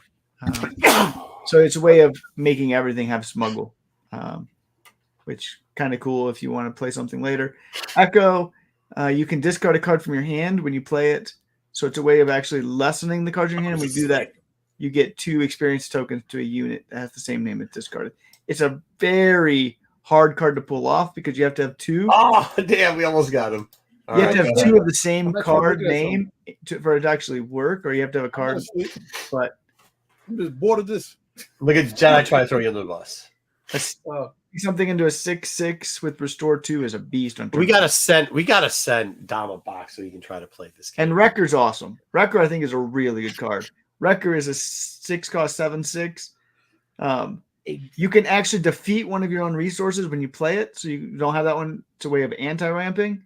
But when you do that, you also get to take out a unit for 5. I just hope that they're talking about how much product they're supposedly having out for this, and we won't have a problem. I hope there isn't, because all these characters are rare and unique, and it sucks because it seems like all the ones, I don't know, after the last rollout, how some of those boxes were sorted, it just disaster. Disaster is all I'm gonna say. I mean, I'm staying with it, but like we just had to have a period of like, how do we get new people into it? Like if we were to try to get Dom into this, to get like Dom's not gonna be excited about this unless he can actually partake in opening packs, even, and we can't even do that at this point. No, I think the next set will be better, but that the first set problems is what every card game has. Yeah. All right, next up. All right, that's it. First of all, Jedi, if you're in the chat, you should be on the show. That's one thing. You shouldn't be in the chat. You look at the show. You're not on the show. Probably taking a break or something. Yeah. All right, here we go. Are we going into toys? Are we going? No, let's break it up. Let's break up the shows. Did you get the 52 slides? It's 52 slides. It's a lot of toys. Jesus Christ. Okay, we're not doing toys. We're moving along. Do Bad Batch and then Yeah, do it. Yeah, do it. Right. get out of the way. Yeah, What about the Acolyte? You want to do the Acolyte? We got Acolyte, we got Tails, we got do Bad Batch, Let's do we got Acolyte. toys. We got lots of stuff. Should we do Tails? Let's do Acolyte. Let's do Guys, Acolyte chat, what first. do you want? Do you want Acolyte's good. All right, Acolyte, here we go. I cut Acolyte. Instead of cutting 100 new slides, I kind of just cut it different ways. Wayseeker is privy to this, and looks good. So blame Wayseeker. Always by fault. I can honestly say I'm excited now. All right, it comes out June 4th in a month. So here we go. First off, just to give a refresher, we're getting the mother. We saw her already. This is character's name's May. May. Right. Yeah. Getting her. These are all the other ones. I'm gonna leave it here. Take a screenshot if you need it. Yord. We saw Yord do a little bit more talking in this one.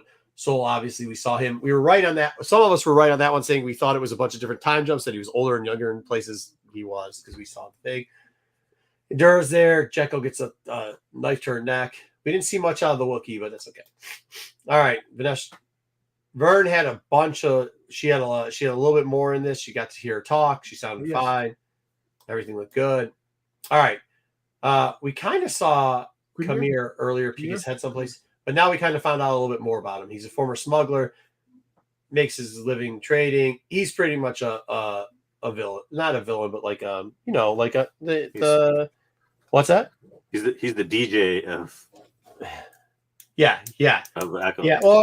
or like the knockoff Han Solo. He's like he's the guy that's in he's the guy that you can't trust if you really think about it. He might be somebody else too. Also too, Pip. This was like, I'm surprised you didn't make news for this. I think this was like something that they did with the fans, that they decided this is going to be the droid. I don't think this is a great fucking idea, but this is going to be the droid of the show. So Ziggy from. That reminds me of Ziggy from Quantum Leap. Yeah, right. I'm going to hold out hope that Pip's cool. There also is another one. I didn't show it because you can't show the greatness of it, but there's some character that's leading the Jedi up on that fucking hill that's weeble wobbling around, and I watched it 6 times because I just got a smile watching this little creature thing go like this. So, like, I don't know. We'll see how that goes. Hey, slow it down there, buddy. Just because we get you whatever we need doesn't mean we get you that weed. All right. Torvin, Master. Now, this is interesting. Young Master. He's a Master. Well, he's also got, dude. He's also, you see where the arrow's pointing. You see where the arrow's pointing. Clearly a typo on somebody's part there. No, because he loses it later. So that's where I think some of the time stepping is. But there we go. That's in the back. Okay. Yeah. So here you go. He does go. So this is where I think he's young, because he's still got that braid there. They show you the scene where his eyes go black. So whatever this witchery covenant's doing, they make him go black. And then he falls down here. But if you look, I don't think the braid's there anymore. So I think they just cut the scenes in 2 different ways, maybe. But maybe they made it look like he died. Yeah. It looked like he was getting killed by the nameless. Well, maybe he did, but see that we saw parts of this before. Now, if you look, who's in the background right there? That's the young lady that becomes the assassin. That's May, actually. I don't know if this was pieced through. You got a Zabak as one of these people. Zebra. But this kind of throws Dom's theory of the 2 sisters in a village like out of whack, because it looks like she was part of the Covenry. I mean, that's really what it looks like. Looks like the Jedi. They made it pretty clear she's I don't know. They didn't make it that maybe clear. She's sneaking in the background. They don't know she's there, which I don't know. Bro. Okay. Anyways, go ahead, JJ. As I would say, they made it pretty clear from the voiceover thing that she's a former student or whatever of the Jedi. Yeah. Oh, we'll get to that. Thank you, JJ, for running the slides. All right. I don't know why I called him. It's the voiceover that runs over half the trailer. I don't know what you're talking about. Thank you. Thanks for the slide. We also get to see some villainy. Like I think this was like a jail. It looked like they were going through a jail at one point. It was kind of cool. So they are arresting people. It's like Dexter. Looks like one of the creatures that Dexter was. He's big in the freaking diner. What's his name? All right, May the 4th. That's hilarious. Dad joke. The diner that Obi-Wan went to. May's full name is the 4th. Yeah, Dexter. Yeah, from the Dexter. diner. That's not the same character as Dexter. No, it looks he like gets a bell. Ring the bell. There you go. We got the joke. It just wasn't funny, Don. All right. No, it's funny. I'm just saying. It looks like him. That's the same type of a species. No. Not Dexter himself, but the creature itself. The No, species. that's a different species. That's not the same guy that's got 6 arms. No, because he doesn't have 6 arms. What's that back there? Look, I got an arm back behind you. I don't know. Wow. He's talking about from Dexter's Cafe. Yeah, Dexter. Yeah. That guy looks like a shark. That guy looks like a shark. Yeah. Well, what about what's his name from Clone Wars, the cartoon that was killed? The Jedi. What's his name? That he was killed. Krill. Yeah. Krill? Yeah, the one that got his head cut off. Maybe. Yeah, maybe Krill. Maybe a Krill. Maybe. Yeah, maybe. We'll give you that. That one's a maybe. All right. We also got a new ship that's a a transformer or detacher or something like that. That was cool with the ship. Yeah, it was kind of cool. Yeah, that's cool. I kind of took some things. You see it detached there. You know, it's hard to take screenshots. They don't want you doing this. So no, they don't. And it flies off and everything else. So actually, thank you very much. I think I did a great job with these. I appreciate your compliment, Wazig, even though you didn't give it to me, but you said it was hard. So I'll take that because you hate Santa Claus. Also, you saw this scene here where it's in the same area here, but you got the knife, you got the lace, and the overlay was saying how they're hunting Jedi, and it was kind of trying to lay up like this fight led to that. That's not what happened, but whatever. Let me ask you a question. That scene, I'm sorry, to go back to that scene with no problem. When she threw the blades at her. It kind of was like a slow reaction type of blade, but she's like it didn't like the blades, like she threw those blades at her and like she like reflected them really quick, but it looked kind of weird the way. Did you watch they put a 2-minute video of just this fight scene before Phantom Menace? Yeah. So you can watch that too. So you can see pretty much this whole fight scene. Yeah, it's if you want.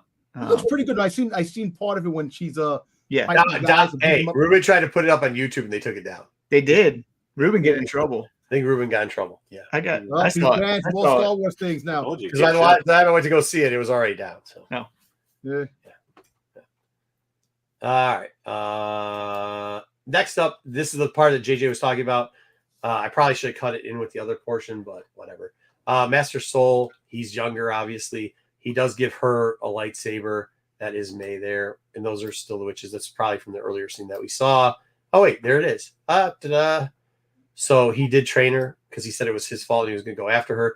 We also got this figure in there. Now, try to lighten up the picture so you could see it a little bit better. I'm excited. It looks like a Knight of Ren. It looks like Knight of Ren, but it looks also like a smiley face, the horror flick with the smiley face underneath the mask itself. I lightened it up, so this does brighten. Yeah, there's like something that it's like metal like across the mouth, which that was a pretty cool design. It looked like with some kind of an SNS. I don't know. You think it's Ren with the shirt on? It's not Kylo, nah. No, I didn't say Kylo. I said Ren. Ren, the Knight of Ren. Do you think it's a young Ren? No, I don't actually even think it's 100 and some years before that. Ren's not that old. I don't know, but Ren's I know he's a human species, but he could be. He's not 150 years old. Maybe this is like the dark side with the Knights of Ren. We're gonna look like down the road.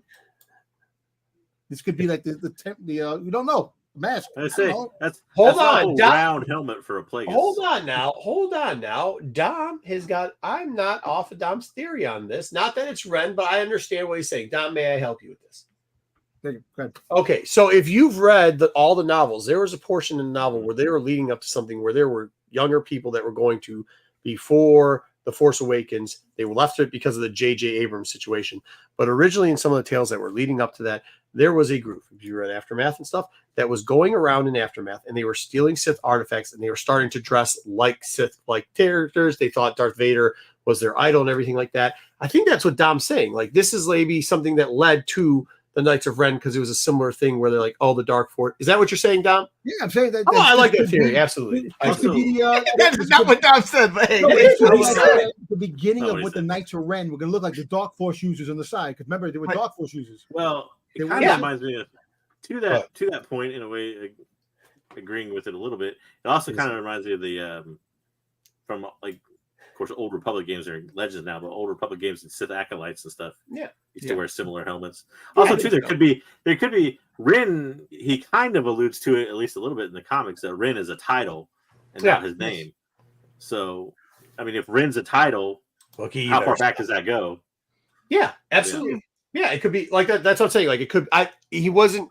Guys, that's Dom. Sometimes he's saying it. He's just not saying. You know what he's saying. Okay, so I know what he's saying. And that. Good point. Let's Good point, also JJ. be clear. This person's not a Sith. It's just gonna be a dark side user. Yeah. He's likely an acolyte. No. Oh, there we go. He got that. Now they put this scene in there, but if you look at where this was falling, this seemed to be more towards an earlier section. So we'll see what happens. Because I have a theory that this is either that red lightsaber getting cut off because they did have leaves falling, or this is what's her name? May's lightsaber. Speaking of her, in this scene, and I asked Wayseeker this, so I'll ask the rest of you. Do you guys think that's a green kyber crystal on her necklace? We've seen it. Is it in the chest plate or is it a necklace? No, it's a. You can see right there. There's a loop that comes down. It's a I necklace. actually think it's something from behind you, Marco. Your light's behind you. It looks Oh like no. Maybe if it's a necklace, I could see that. I don't know. When I first saw it, I thought it was in the chest plate, but Could it be, Yeah, no, it liquid? looks like a necklace. Like when you see it in action, like it looks like you can see there's a black line that cuts. If you can, Yeah, I see the line in her neck. The line that yeah, goes there's a down. loop line in her neck that is goes it around. a green Ooze? green It looks eternal spark? right. But we've heard this in novels before in comics sometimes that people do carry the It's a back to necklace, according to John. Yeah. Okay. Well, no. Hey, let me ask you a question. Could freaking Hedlund make something better than the freaking sequel trilogy? And if she did, they should it look. I'm telling you, okay, aside, looking at this You trailer, don't have to say okay aside. The shit looks good, bro. it looks good. No, It I'm looks real telling you, good. It looks real good. I'm I'm saying glad this Dom's looks good. finally come around because it's time, Dom, that you've come around. I need something to really give me a hope. That's what I need. And So here's a weird thing. You see them in here. This is a temple. Now they showed a blowing up of what would look like a dam, not the temple. This looks like the train temple because it has I don't think that's a ghost in the background. I think that's a Jedi. But then you see the running scene, and she looks around the same age that the stuff's burning down. I'd assume that this is not her leaving a village. That more she got sent someplace to go wrong and probably lost trust with the Jedi Master. And we always assumed this was her. I mean, at least I did. I think when we broke this down before, we assumed that this scene was her attacking a Jedi Master. But this looks like this is her lair, and that's a dummy. Because when you saw it, the Jedi dummy looks fake, but I was saying, I thought it was a person, but then it does look. It looks fake. It does, except for in every scene, he's still got his arms like this the whole time. Or something almost. Yeah. I don't know why you would dress the training dummy though. Real offensive. Well, I don't know, JJ, but there's weird she's things on the with wall. dummies. He doesn't move at all during the wall. She I stands know. up. I'm not He's got his disagreeing arms with you. I out. just find it funny that you would She's dress it walking in in. robes. He's got his arms up. I know. Yeah. Well, you know what? What do you want? Naked dummies are weird, bro. I don't know. You see, you guys training, they don't dress up the heavy bag when they're It's boxing. illegal to have naked dummies in a kid show. There you go. Yeah.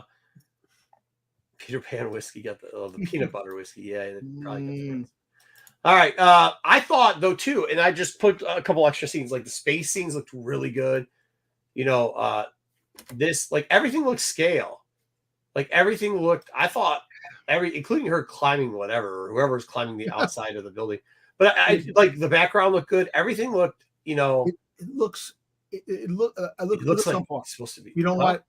I know trailers can be very deceiving of what the actual product is, stuff like that. But it does look good, and I'm going to admit that. I'm getting excited. After seeing that Dark Force user looked pretty cool. I love the bad guys when they're wearing masks, helmets, and stuff like that. It looks really looks sick. And I can honestly say that. Dom, can you do me a favor? Yeah. Can and I don't know what, I'll get you something. I promise I'll get you something. But between when it premieres and when you get on the show, can you not look at any other social media so I can get your pure No. leading up to it, watching it. Okay, nothing. I don't want it. No social media. 1 month.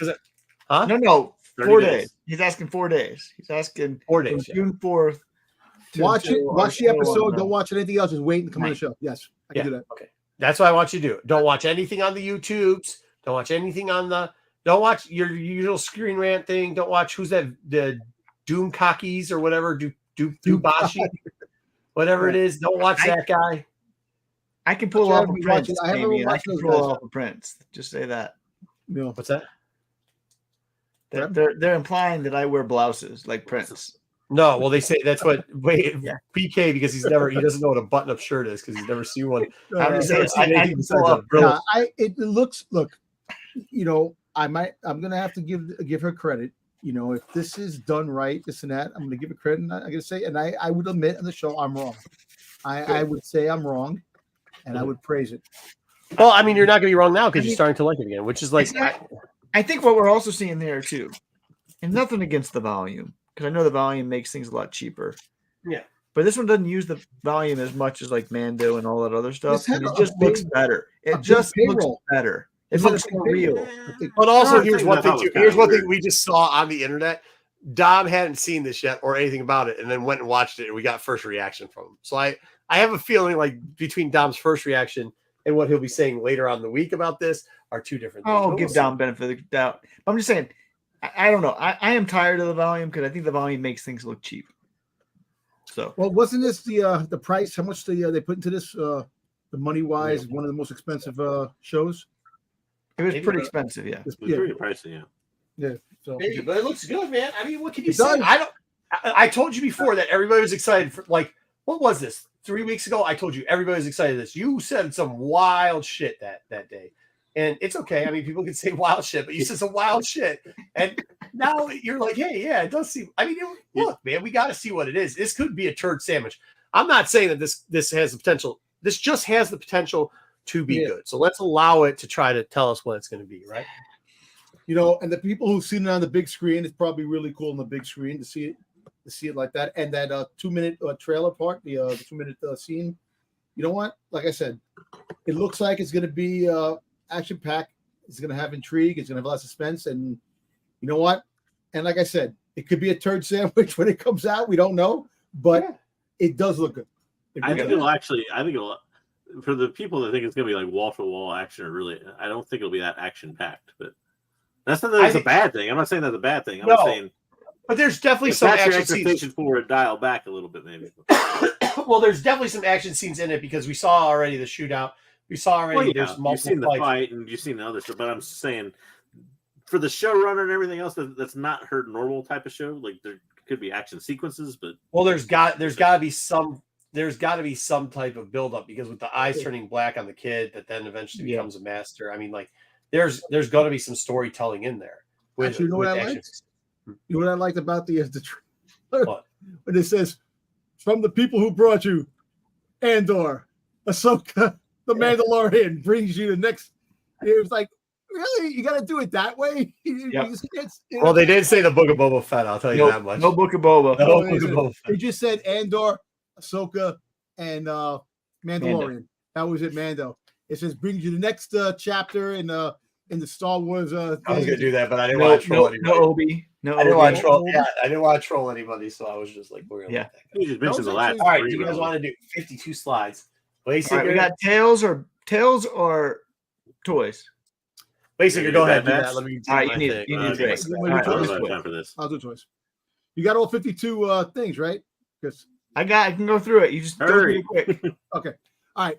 So this is dropping on funkoshop.com, I think probably this week.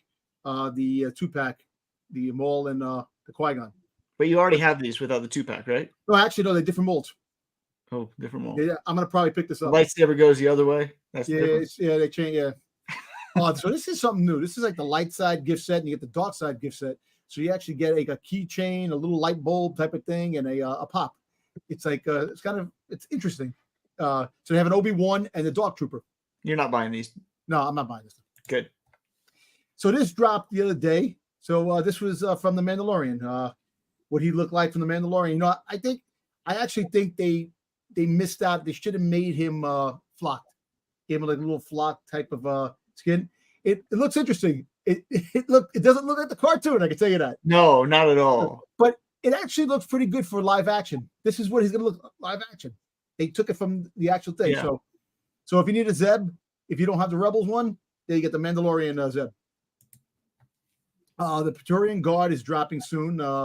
It's actually up for your order now. It's on Amazon. So I'm gonna get that. So we got some vintage line that came out. So we have some pilots, which is X-wing fighter pilots, which is pretty cool. If you collect if you like the X-wing pilot, they have a 4-pack, which is actually Entertainment Earth and a Amazon exclusive. Oh, cool. Which the 25th anniversary of well, actually, this is the Revenge of the Sith and Attack of the Clones. So basically, 20th anniversary of Attack of the Clones and Revenge of the Sith is coming up soon in 2 years. The how many years? It's 25 years. Phantom Menace is 25. I don't know. Whatever. You don't know when the well, these are the retro figures. The 5 points of articulation. Like if you want the original Star Wars figures that go in your collection, the fully foldable ones, which pretty cool. You got the Clone Trooper. You got Django, which I'm interested in getting. Yeah, you gotta get that one. You got Anakin. That's horrible. I know. But this is what it looked like if they made if the figures came out today. What the figures did come out in 77. That's what it's going to look like. Well, I wouldn't buy it then. I wouldn't buy it now. You got Padme. You got Mace. General Grievous is pretty cool. That's cool. But it just won't. And you have the Black Series. You have Dark Sidious that was from Revenge of the Sith. Mm-hmm.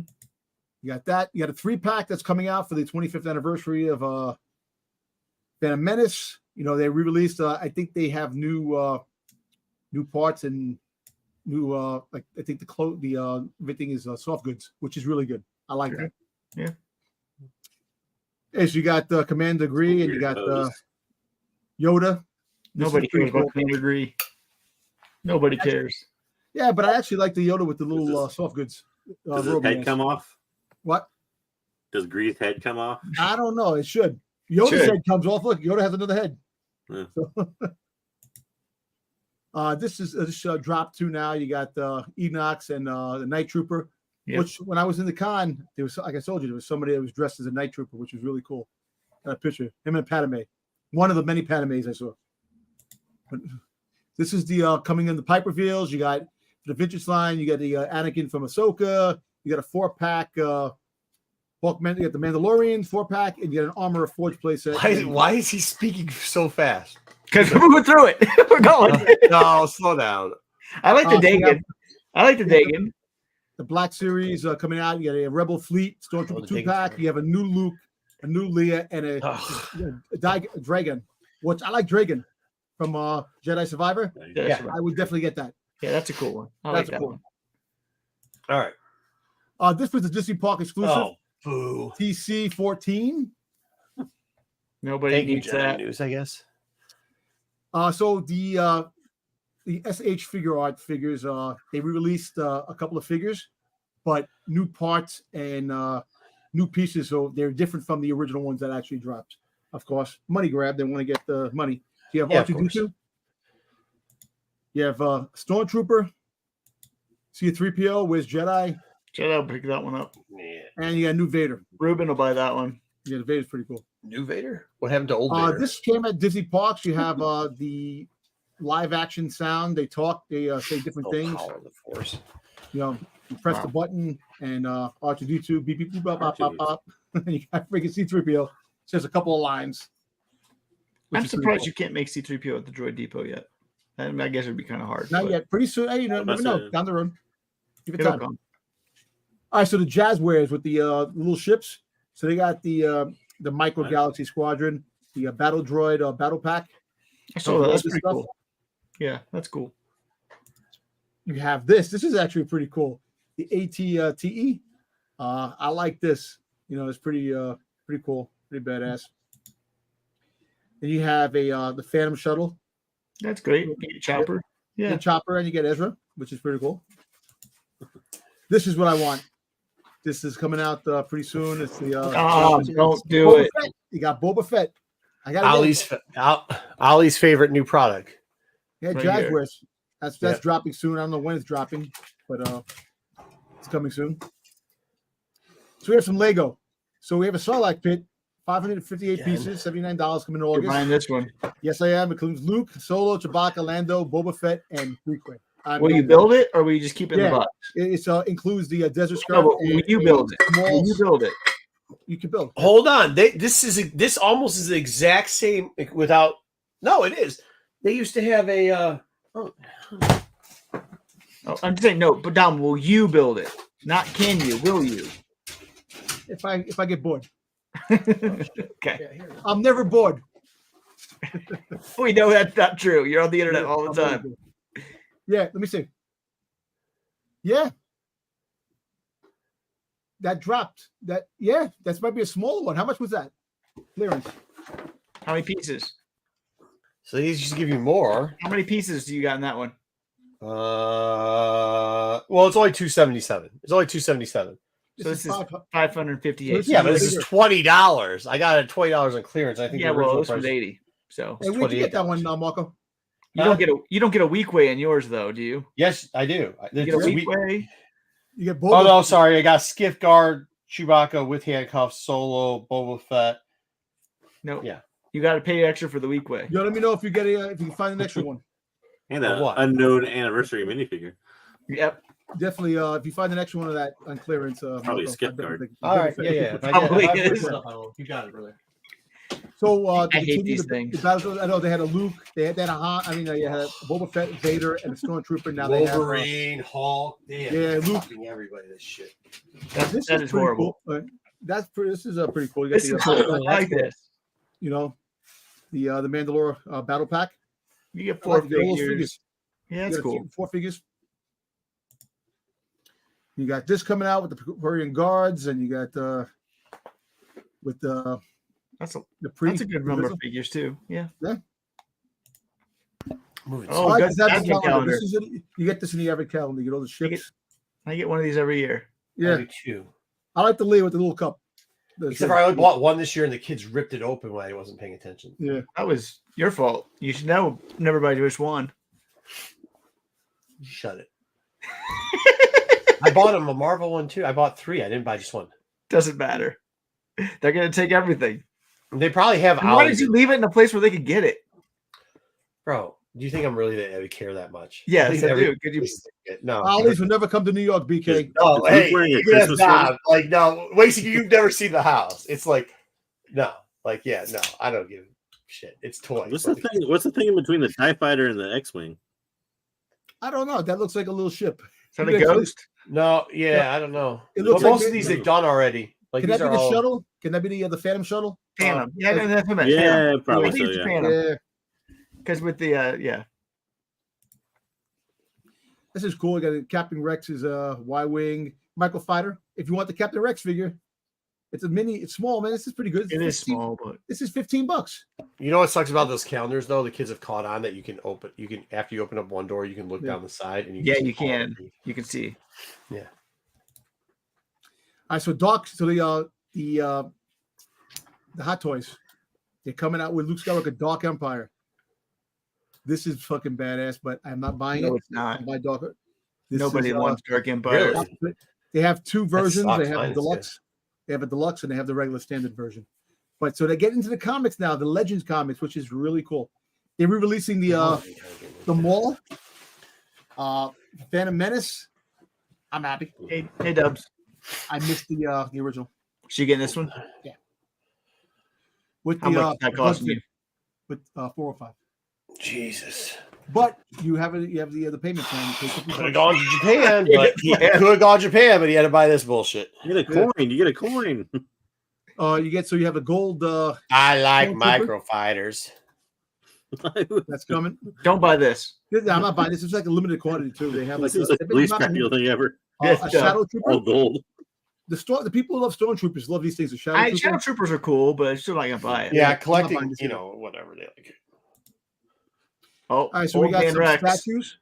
We have some statues. So this is the old man from Return of the Jedi. that they said was Rex at the end. They tried saying it was Rex, but it's not Rex. Not Rex.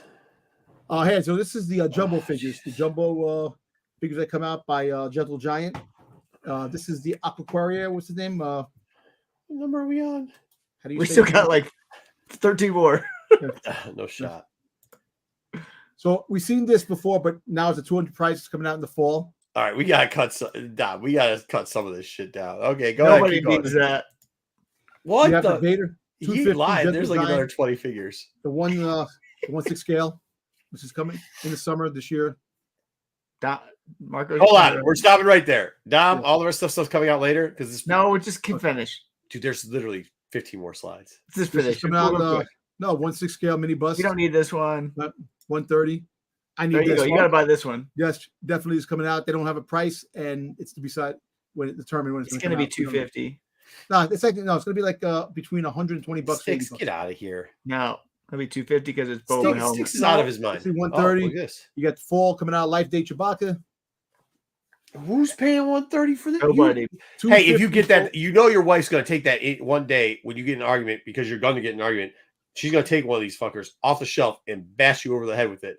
That's going to be the end of that. No, that's a plan. Not your wife. I'm just saying in general. Don't buy these. Anything that your wife can hit you over the head with, do not buy. This one would hurt. That will hurt definitely. It's a 1/6 scale mini bus Whopper. 250. It could cost you $250 to die. Okay. There's no price in this yet. Is the Obi-Wan Kenobi Darth Vader on throne? Premier Collection 1/7 scale statue. It's pretty big. So the Nobody jumbo needs this figure, one. Off-world Jawa, 80 This bucks. one's going to be expensive. What? Because of That was SDCC. an off-world No, Jawa. That's the one from Mandalorian, the off-world Jawa. This is the one to buy. There's lots of Jawas in SDCC Mandalorian. exclusive, and nobody's going to know what to do with They it. call it off-world. It's called an off-world Jawa. That's what it's This called. one's going to be expensive. That's the collector one right there. Yep. Good luck. Good luck with that. All There right. you go. Better than that. Oh, there. That's 80 bucks sigh. coming out in the fall. Wait till you see what else comes out. Something big is coming out for you, Margo. There Oh. you go. Oh, nice. How big Yeah, is this? so- 12? 12, inches? yeah, it's a You 12-inch can't buy figure. it, Marco. Look, he has arms, not feet. Yeah. Nope, that's still his feet. He's sitting on it. You don't know that. Yeah. No, I clearly totally it's know attached to- I totally know it because it's attached So to this the was revealed. This is a replica 1/4 Iron Studios prototype, early stages. They come out with Anakin Skywalker, and this is a 1/4. This is a big statue. I have a 1/4 scale Boba Fett on my shelf. 1/4 scale is ridiculous. It's huge. It's about 21 inches, and it's a 1/4 scale Mace Windu. That's I'm coming buying soon. that, dude. Could you imagine dude? Right now, That's you cool. walk in my house. It's the picture of me and my wife wedding day, so you know where you're at, right? Yeah. I'm replacing it with Mace Window just glaring down at you. I'm gonna get him. She's leaving. She's leaving. You're gonna have a house to yourself if you do that. No, she'll love it too because she'll be like, yeah, because I'll just have it like suspended in the air. So when you walk in, He's like, you "You're bad under arrest." motherfucker just looking down at you. I'm just an old man. No. So this dropped in the Disney store. I don't know. It's limited to 3,100 pieces, which makes no sense. There was no price to this. It's you get only at the Disney store. This dropped. That's it. That's it. Wow. But was that all of it? That was all of it? That's Mitch, it. that was 62 slides. That was all That fast? 52. 52. That was fast? That was that fast? Damn, man. All right. Good job. There you go. No, hey, don't let me forget. I did get some of these too. And no, you can't get showcases. All right. I think we should do Tails before Bad Batch. Okay. But I don't know. Or we can do I one would do it Tails. the other way and around. another Tails. I That don't way know. Let me people ask you a haven't question. I If didn't people haven't watch watched Tails. Tails yet, that they won't I get didn't watch- spoiled and they could leave. Oh Okay, yeah, we watch can do Bad Tails, Batch first. It's But fine. I can tell you what, anything really good, exciting happened in Tales that Tails is great. Tails Yeah. is good. okay. Really good.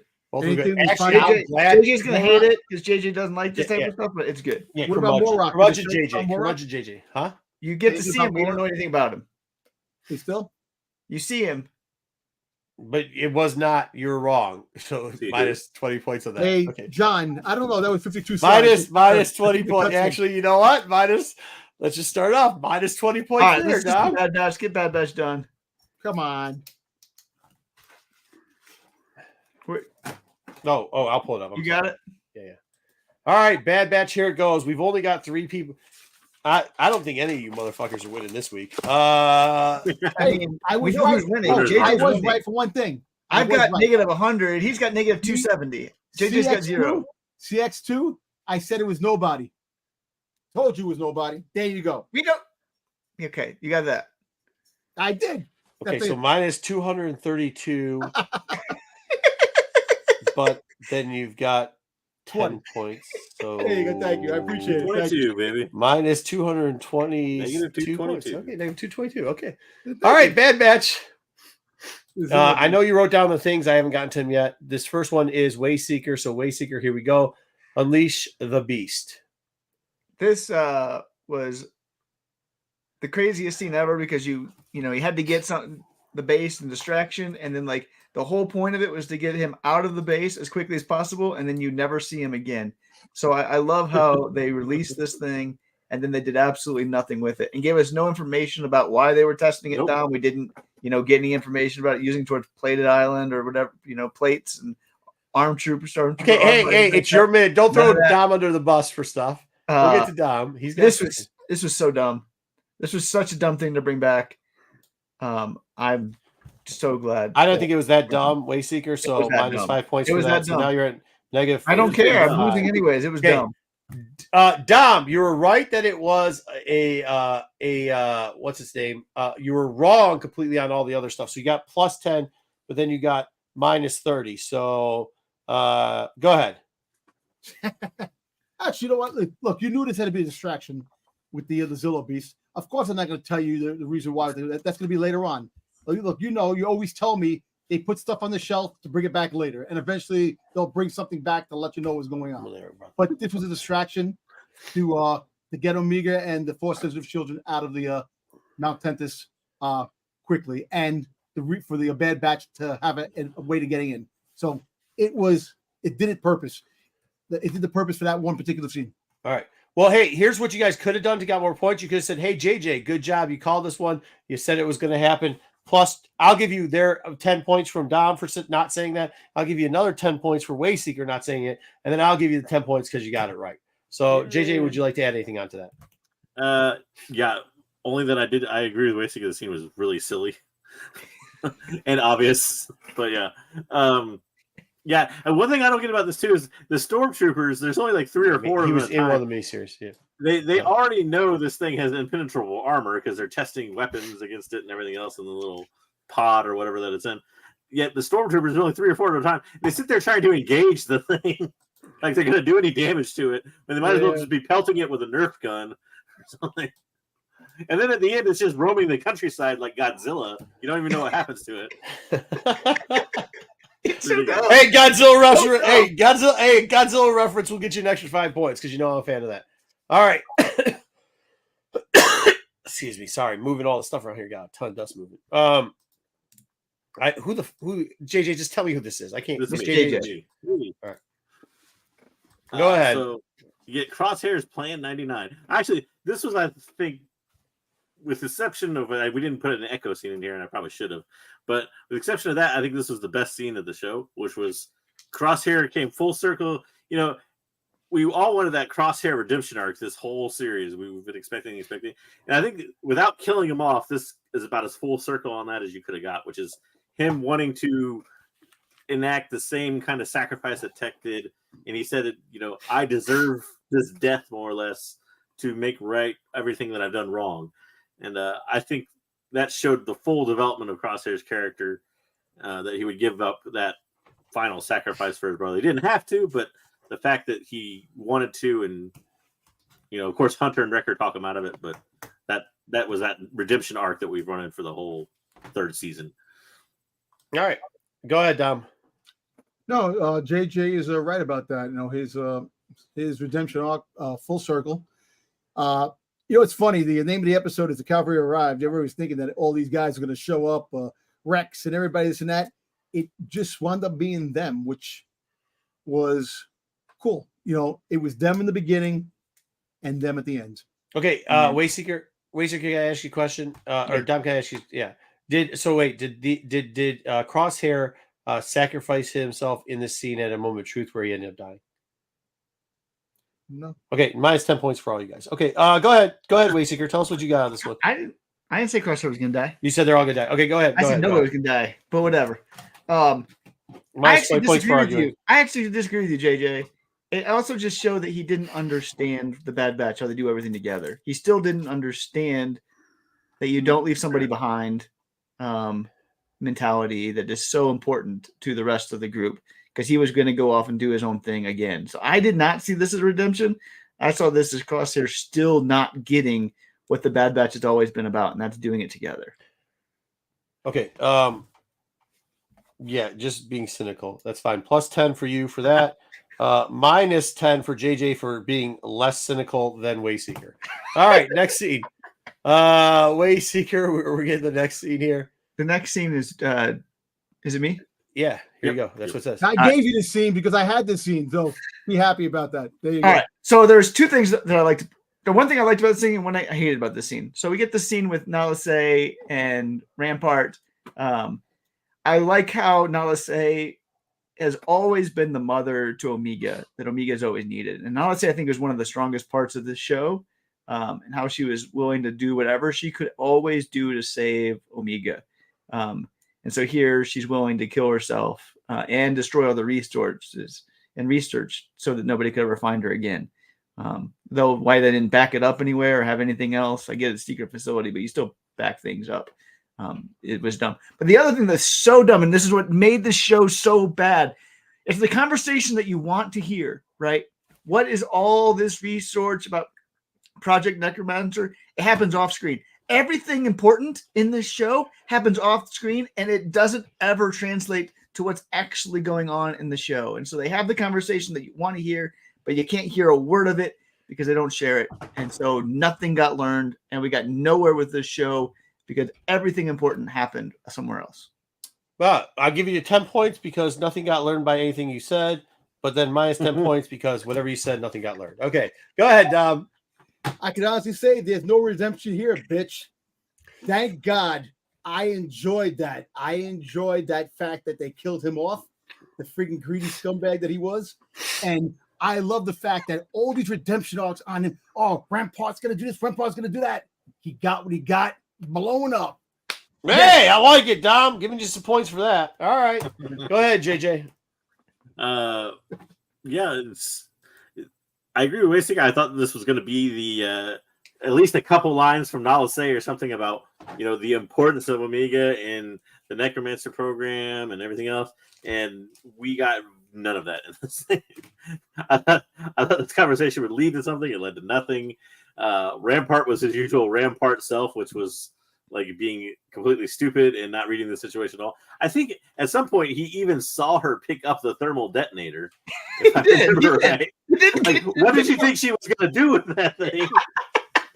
If not blow up the lab. So I don't know. Like, I don't know. It's just a kind of a dumb scene. Poor Nalase ended up that way. I wish she had a little bit better, and I wish we kind of learned something from it, but we didn't. What's up, Matt? Hope you're doing. Yeah. I think though Dom. Hold on. I kind of like the argument, JJ. Here's the problem. Dom was the only one who was actually sounding like a Star Wars fan. So that's negative points, 10 points for you. Another positive 10 points for Dom because positivity apparently is his thing. The reason it can't be a Star Wars fan because this show is bad. If you're a Star Wars fan, you can't like this show. Oh, hold on, I'm muting you. So that's a minus 10 points there. Nobody asked your opinion on that. We've already heard your opinion on that. Okay. Next up, scene 4. Let's see who scene 4 is. Oh my gosh, it's going back to JJ.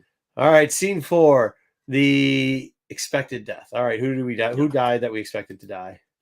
We totally expected Hemlock to die. I'm sure that was, I think, the one death going in that we expected to. There was all kinds of different speculations for him. Each one was a different way he would die. But I think this was a little disappointing in that this is a very cliched way that he died, which was taking Omega hostage, even at gunpoint, like a bad action movie. Reminded me like a Liam Neeson movie or something. Like, take the shot, do it.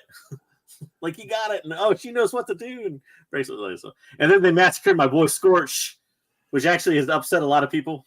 If you read the social medias and the Reddit, a lot of people they did nothing with Scorch this season. Total waste of his character. Yeah, they killed my boy like a punk. So yeah, not good. Not good. Well, I mean, we all saw it coming, but apparently you didn't see it coming. So minus 10 points on that because we saw Scorch dying too. All right, Dom, go ahead. Well, you know what? Listen, we all knew that Hempart was going to, he was going to die. We all knew that he was going to die, how he was going to die. And it's a classic villain has the prize in his hand, and they can't take the shot. But I can tell you one thing, which was actually, if you look at the scene, it's like it's kind of like come full circle. It was raining on the planet, mind you, of Camino with the rain and all the stuff, the clones, and it kind of gives you that whole the whole scene, like the whole story came full circle, where the clones where they began to where they ended, which was kind of Dom has said, I got to give him an extra 10 points. Dom said the whole story is going to come full circle like 20 times. Actually, every time we review that. So how many weeks is it? 6 weeks. So he gets plus 10, plus 10, plus 10, plus 10, plus. Because he's right. The story came full circle. You like stories are normally told.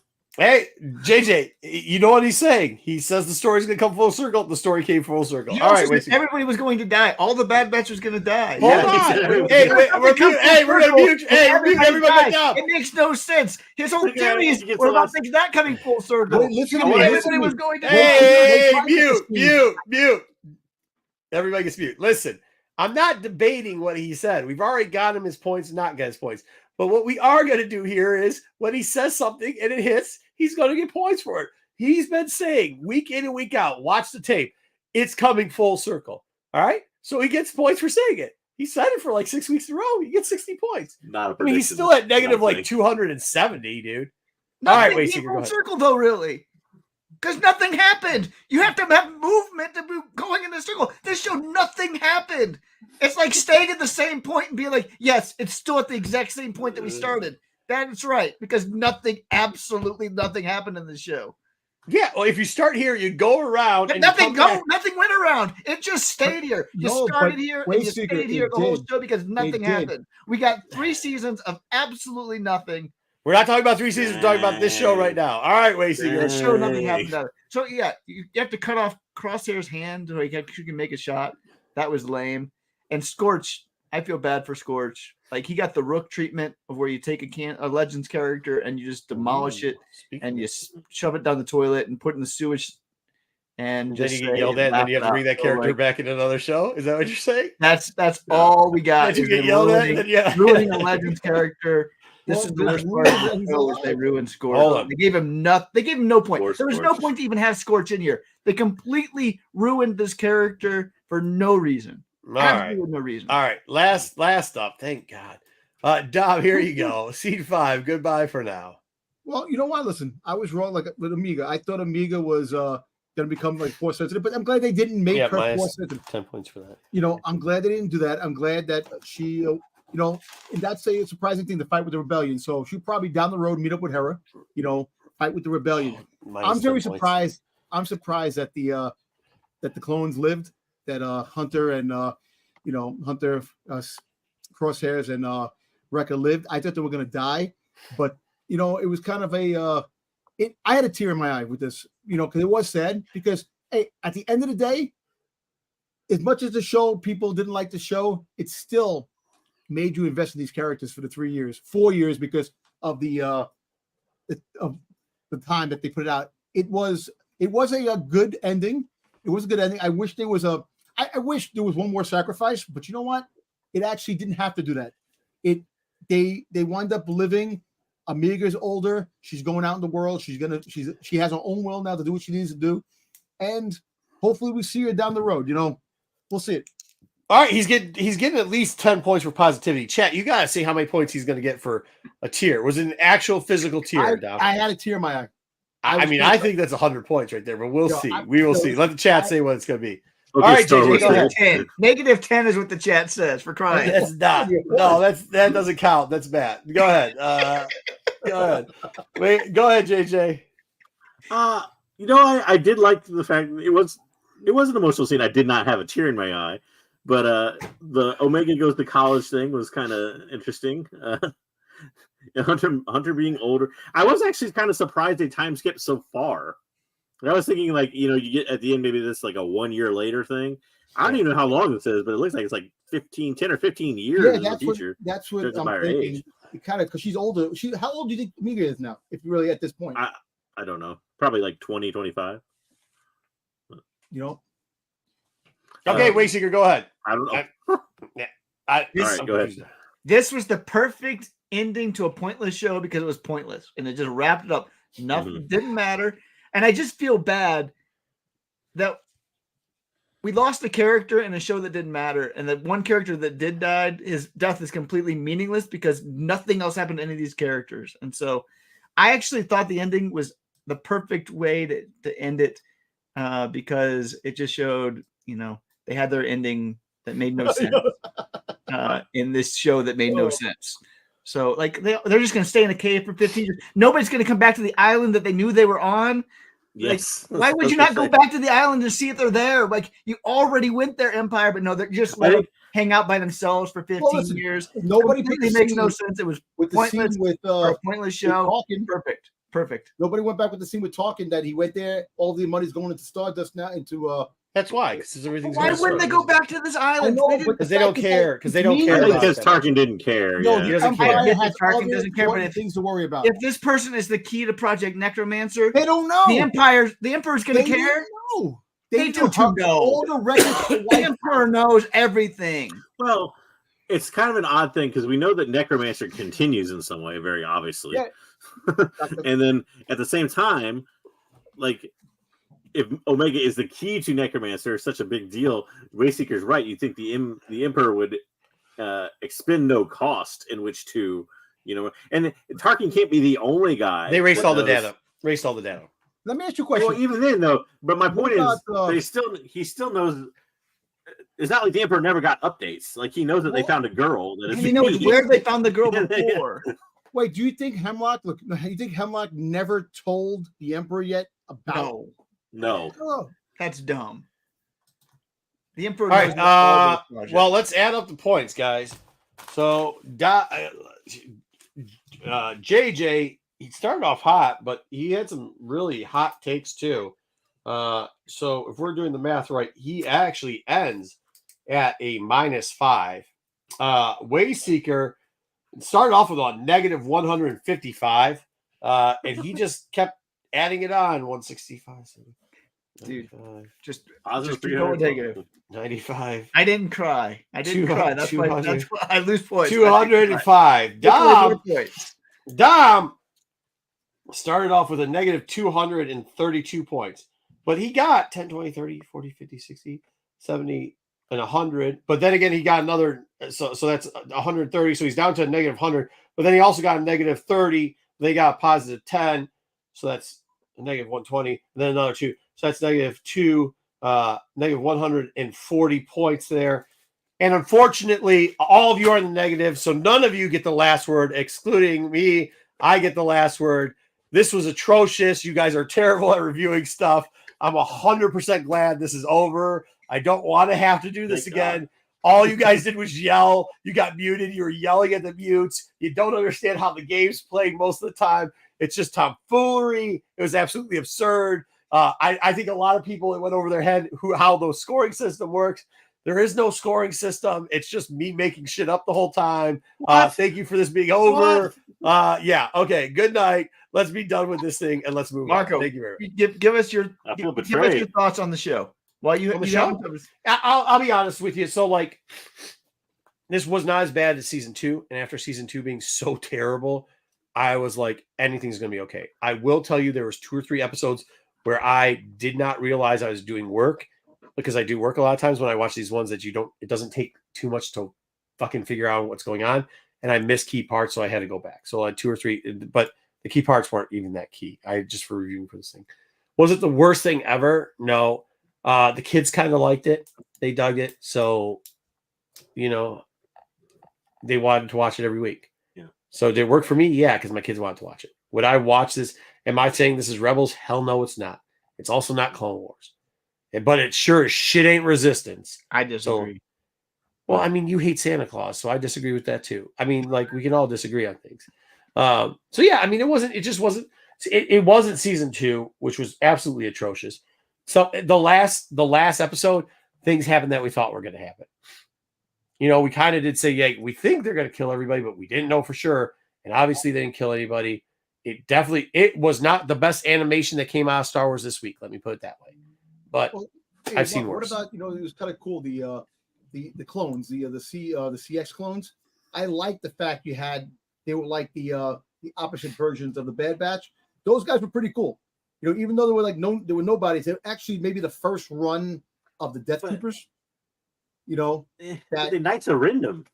I mean, it's like they introduced them, they made them seem all cool, and then they're dead in like 10 minutes. Yeah. But here's one thing too. I'm glad that they didn't let little boy like do something that would screw up anything, like screw up Necromancer, would screw up like all of a sudden the clones are going to show up some, you know what I mean? Like they give him this so that he can go make 3 more episodes, the final season, while we're still dealing with the good stuff of the High Republic and other things. You know what I mean?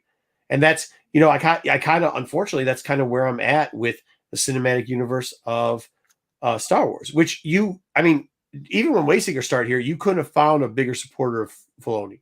Like I was in Dave We Trust. I used to say it all the time. Shit, everybody in the chat used to say it because I used to say it all the time. But to be honest with you, over the last couple of years, he's kind of fallen off. And now I just don't want him touching.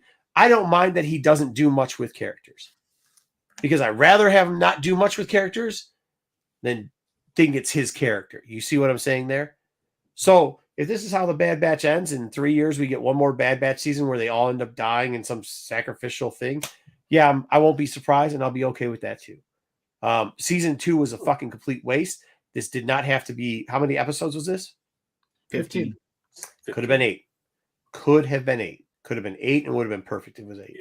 You know what it is? Just like the half of the episodes where it kept like repeating the same thing over and over again, like them getting to Tantus. It took so long to get to Tantus, and two episodes with Omega at the table with the kids saying the same thing, ending at the same. So, in a way, but it did have its moments. There was a lot of callbacks to certain things. There was, but once again, like it would have been a better 8 series. Like we don't need 15, 17, and that's also like a trope of Dave's that's getting old.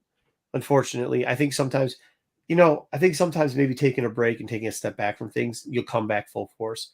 I think maybe at this point, that's probably what we need out of Dave, is to take a step back.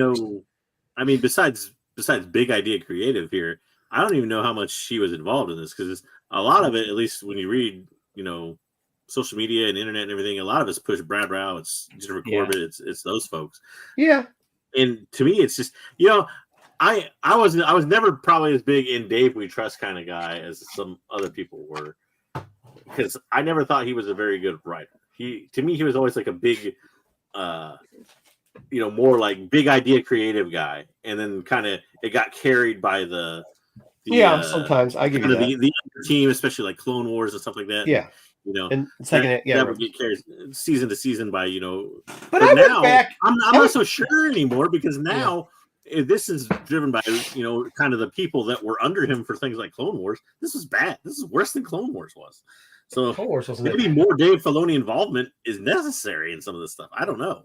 Well, look, this show could have had a little bit more, things towards like I think if Vader showed up at the end, I would have liked that. And a lot of people may say no, but Vader is a key part to the Emperor's that was another thing that was upsetting. You could have had that. You could have had that. Well, they put it in the trailer. That was the thing. Listen, they did put it. Here's the deal. Just make it 8 episodes. Can we agree if we made this 8 episodes, it probably would have been a lot cleaner and a lot more enjoyable? Yes? Yeah. All right.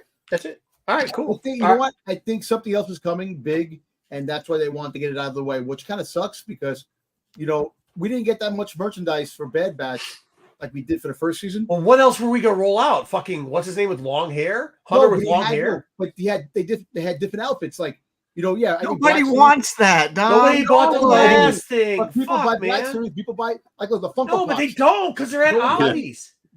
You have Hunter looking like, instead of a young Sylvester Stallone, looks like old Sylvester Stallone. I hear what you're saying, but that's the exact thing that people complain about is you just fucking repackage this. You just repackage it. They don't want that. You want that, but the people. No, I'm just saying, like Funko Pops, they could have made a second wave of them, though, because in the different outfits, people for the dumpster. For the dumpster. Come on, Dom. I mean, you guys see, Dom, in the toy market, what's going on right now? It's it's a hard knock life, bro.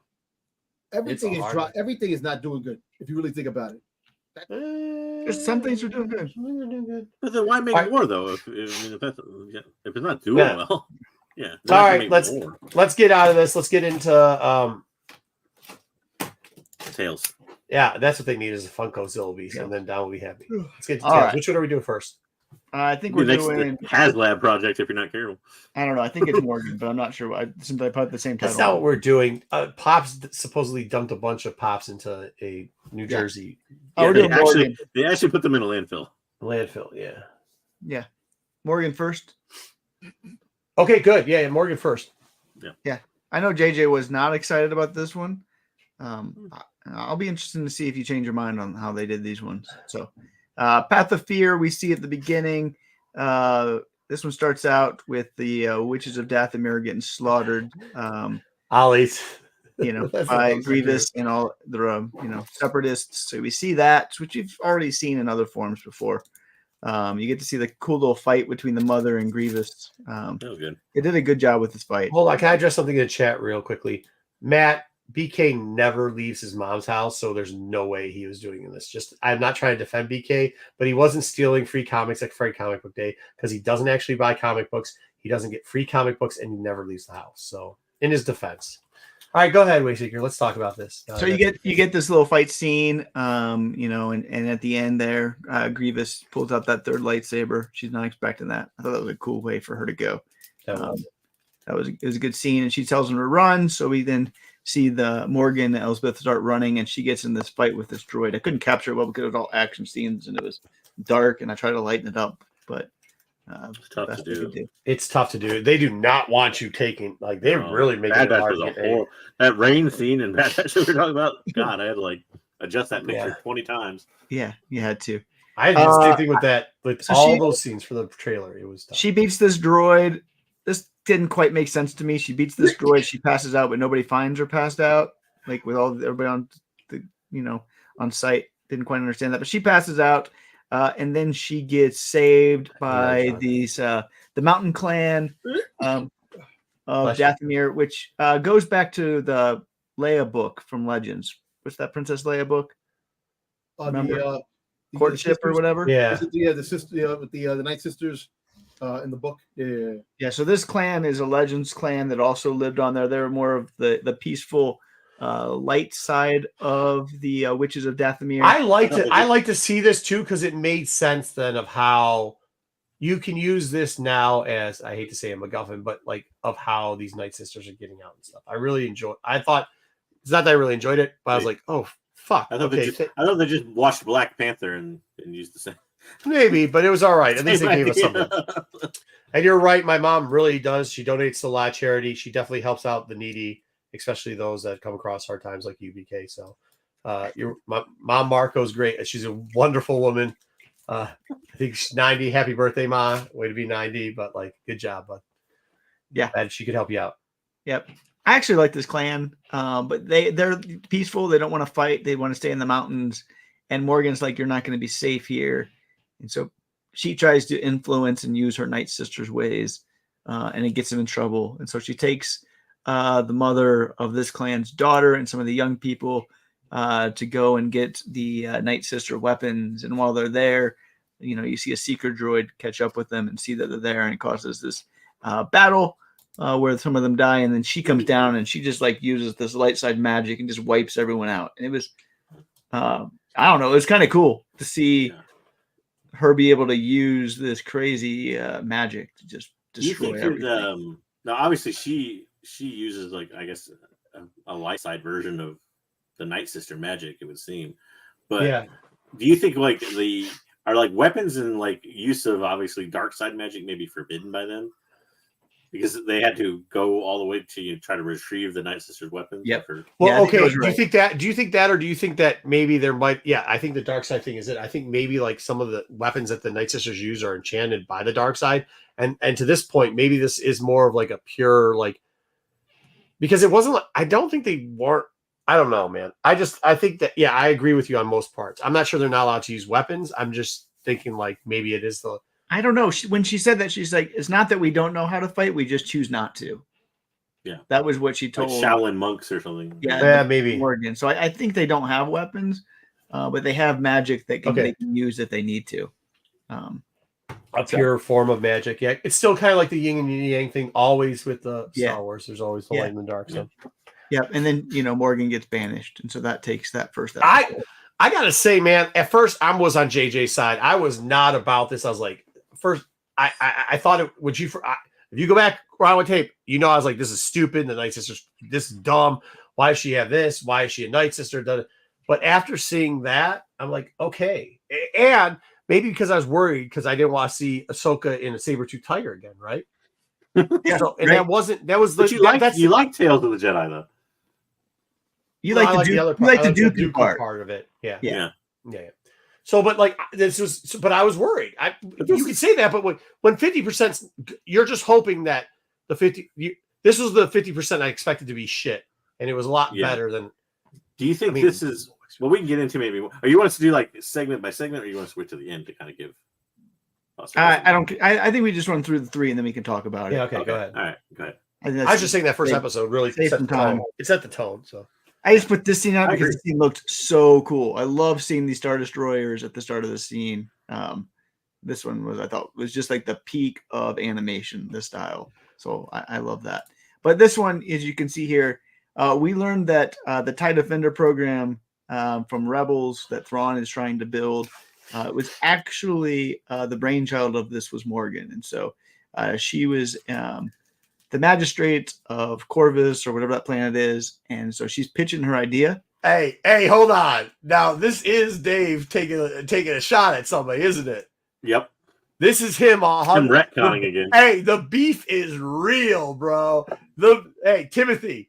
Hey, come on, son. Call me. I got you, bro. All day. I love Wrecking Fools. So, like, whenever you're ready, just pull up. We got them.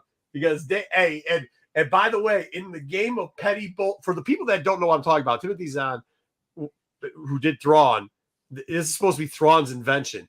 Him and Dave have had a little bit of beef, especially after certain character that Dave got kicked off. And by the way, we'll talk about that later. However, there's been like this little tension, and everybody's saying, "Oh, it's not tension, it's not tension." Well, he just after Timothy kind of said, "Yeah, he's not going to be retconning my shit." He just retconned something again with Timothy Zahn's. So. And for those people that don't know the history, not only is Timothy petty, he's the king of fucking petty. Because at one point, Lucas told him, hey, Heir to the Empire shouldn't be the way that it is. And he goes, okay, cool, hold my drink. Because what was the other? I don't even remember what's the other? Was it Dark Empire? Dark Empire. Yeah. Supposed to be Dark Empire was supposed to be the lead-in. And Timothy said, oh, that's cute.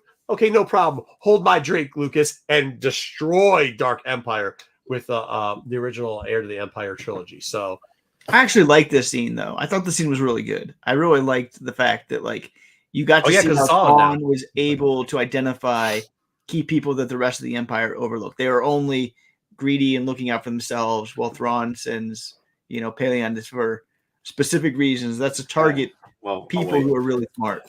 So she's not smart. She's not really smart. Okay. He just retconned her and gave her an idea that somebody else already had. So I don't know. Like she demonstrates no ability. How the hell does she engineer a TIE Defender, first of all? Well, hold on. No technology. Yeah. Well, she didn't say she did the whole thing too. He was really smart with engineering school in between. He was really smart with how he did it too, because he was like, she just figured out the way to make it feasible, which is it's kind of playing fast and loose with something that she didn't actually. She just came up with like this inefficiency. And it also sounded like the whole planet came up with it because she was pitching their idea as well. Yeah, it was the engineers on the planet that supposedly came up with the idea. Yeah. So, and then she goes back and they're like, "Oh, things didn't work out. I'm sorry. We were working. I did the best that I can. Everything comes at a cost. They were going to come. She's still thinking that the Empire is going to come and take the planet and all that. Obviously, that's not what happens. As it goes on here, you get this Rook shows up in the middle of the night, and you get this nice little fight that happens to kind of test Morgan to see if she's actually a good fighter. And Thrawn somehow knows that she's a Night Sister. I'm not sure how he knows, but Thrawn just knows. Now. This is also something. This Rook shows up. Doesn't exactly look like the original Rook. Which is playing into what Timothy was saying. Yeah. Okay. So more than one Rook. Yeah, it doesn't look like the original Rook. Has a different weapon, and the timing's a little bit shaky. Mhm. If the original Rook's still alive or not. Oh. Yeah, so I mean, Rook could just be a species, like we were saying. So he could be helping Timothy out here.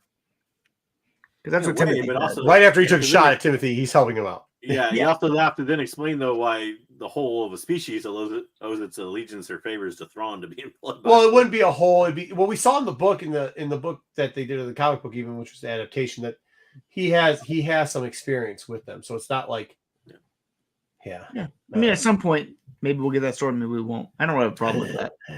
People have allegiance to Thrawn because he does. Thrawn does something to save heavily them. over a woman. Thrawn does something to save them that nobody else can, and then they have a life debt pretty much. And then you get Thrawn showing up here, and you get this long, like 5-minute conversation. I did not like this part. You did not like this part? I liked it. I love this part. Yeah, I didn't mind this part so much. This is, Thrawn trying to get at the real reason, why she wants to join the Empire. And he's not interested in people that want to join the Empire for the Empire's sake, because I thought it showed that Thrawn doesn't really care about the Empire. Thrawn cares about people who are going to further his cause. That's not. No, hold on. I was going to ask. Can I ask this? Did you get a feeling that he doesn't care about the loyalty and like the branding of the Empire? He just cares about we can have the system. He cares about the systems of the Empire, right? So what I'm saying is like he doesn't care he doesn't care about the person in charge. He's not a loyalty guy. It does not. The Empire is not what he cares about. He cares about the system, right? He thinks that he even kind of says it. The system is like the outline of working is good, right? Like it's a great way to do things. Well, but he doesn't but the people in it, if they're not about Palpatine, he doesn't even care about Palpatine. Yeah, that I thought it gave a really big favor that he just wants to use which is also kind of a handout to like it's more Timothy also. To me, it's more along the lines of like he cares more about their military power and how it can aid them. Yeah. And then, like, as far as the systems is like, world conquering empire, I don't think he cares about that part. No, I'm not talking about that. I'm talking about kind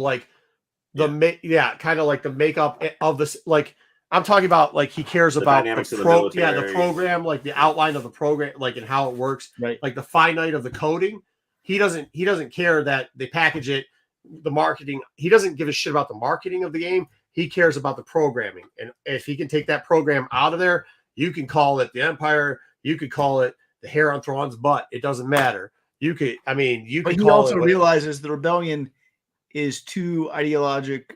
Thrawn would just be such a bad sexual lover. You call it that. The Rebel could never do the aims that he needs them to do. Absolutely. Well, it's too broken of a system too. He needs to be a war machine that is pushing forward always and willing to sacrifice people to get the technology that he needs. And so I actually think, his empire is much different than the empire that we think of. And so when I thought that was cool. The empire, it's a very different understanding of what that means. I think that's where the explanation, when she gives that explanation, you see where he's like, which is cool because if they allow that to go, that means Timothy's going to get a big chunk of Thrawn back, and we're going to see some more books and we're going to get to see the whole Grist. That's already Thrawn, though. How's this any different than the Thrawn we know? Because he started changing shit around. Because Dave. Come on. I think Ahsoka worried us. Ahsoka worried us that he was really good about the Empire. Yeah, I think. Yeah, I feel after the Ahsoka thing, the route that Dave was going he was an Empire. Like they were doing the Empire shill thing. See, I never thought that even in Ahsoka, because by the time the Empire's dead, like we pretty much know he's not coming back from wherever far off ass. Yeah, but with the secret council and shit. Empire. Well, I get that, but with all that, he may want the Empire's military power for himself, like they're doing the Hand of Thrawn, right? Kind of. It sounds a lot like it. Yeah. No, kind of. Yeah, you're right, but. No, I thought this was good. I thought that this is my favorite of the 6 episodes by far. Like this was really well done. See, okay. I'll tell you why I didn't like the scenes. 2, I don't know if this is the best of 6 episodes. Yeah, to me it wasn't, but I don't like it because of 2 reasons. 1, Thrawn says that he likes basically Elsbeth for her mind, which she hasn't used her mind at all in any way that is sufficient, in my opinion, for Thrawn to be like, yeah, you're a great, thinker of ways. And 2, to me, it shows that she's basically been discarded by the Empire, has no military power or anything like that. Thrawn's basically just putting in their position where you're going to run this town. She ends up running that town or whatever that she's in. Well, we can wait till we go forward, I guess. But she doesn't go. She doesn't do anything. There's no ambition there. There's no. Well, I think that was more of a plan. It seemed like a lazy way just to connect it to Ahsoka and the Night Sisters and Thrawn using them later. Yeah, I think it was kind of just. I thought that was all just a show on so that you could understand that he has his own people working for him in the Empire that are loyal to. But I already knew that though. Well, okay, you already knew that, JJ, but not everybody already. Eli Vanto is that character, and we already knew him through Rebels and through the books and through everything else. I mean, if you watch Star Wars animation, you already know that. Yeah, Eli wasn't in Rebels, huh? Yeah, Eli wasn't in Rebels. We didn't get that in Rebels. What? Eli Vanto was in Rebels, wasn't he? No, Rebels and Clone Wars. He was already gone. He's already gone by Rebels. They'd already sent him up north. He was already in but no, I understand what you're saying, JJ, but that doesn't mean that he's not getting. I think they're like, it's just not Eli. I think that they're drilling in the Eli across there, so it makes why he's in charge of the council a little bit understandable. It's not for. I get it. Okay, I didn't think it was the worst episode. Don't think it's bad. I actually think it added on, and it wasn't that long. So Eli hasn't been in any of the TV shows. He's only appeared in the Thrawn books, and well, still you get with other characters like Price and Price, I get that. Yeah. And then this one was my least favorite of this was Path of Hate, and this is where you see her leading up to Ahsoka. On the other side, you see the town, which I did think looked cool because it did really do a good job of transferring the town that we saw in Mandalorian season 2 to animation. You get to see Senator Nador, who's from this planet, who's joined the New Republic, comes back to try to take out Morgan and say, we're going to arrest you for her war crimes. It's time to, rescue this planet that doesn't even know that the Empire's been defeated. That's how secluded they are. That was maybe one of the most interesting things about this episode. Of course, she goes to Morgan and say, I'm here on behalf of the Republic. I'm going to arrest you, which obviously is not going to go over very well. So she says, kill her, and the fight goes out, and, she ends up dying, and you get Wong, who later becomes the governor of this town after Morgan does get taken out by Ahsoka and arrested. Goes and saves her, and he says, gives her this like little tracker, which, has Bo-Katan on the other side. And anyways, you just see here, you see the forest being burned, which we saw in Ahsoka. So basically this one was just leading up to Mando. That was just what it was. It wasn't anything serious. And it wasn't an important probably episode. at least 3. So yeah, that's the Morgan piece. So I'll be. I thought it was decent. Like I said, I thought it was decent. I mean, some of it was just meh. Some of it was okay. There's a couple pieces like, okay, good. Thank you for doing that. And like, and like I said, Timothy, shout me out. Give me a call. I got your back, dude. Let's go. I love it. I'm 2-0. I'll go 3-0, man. I don't care. It was better than I thought it was going to be for Morgan. Yeah, for sure. We're taking a character that I didn't really care about and added to the mythology of the Night Sisters and to Thrawn in ways that I really enjoyed. And I didn't care at all about the third episode, but the first 2 I thought were really good. JJ, did you hate it as much as you thought you would hate it? No, not quite as bad. I mean, first of all, hate's a strong word. I didn't necessarily think I was going to hate it, but I was just completely disinterested in it. Beforehand, and I'm still pretty disinterested. Like, to me, it started off well. I actually liked the first part. The first part was one of the strongest of these 6 episodes, in my opinion, with Grievous. It was very strong. Even though I kind of knew where it was going, it was still interesting to see. And seeing the other tribe was a very interesting part. And like I think, like Marco said, that lends to the lore a bit of how maybe we keep seeing these Night Sister survivors kind of pop up every now and then.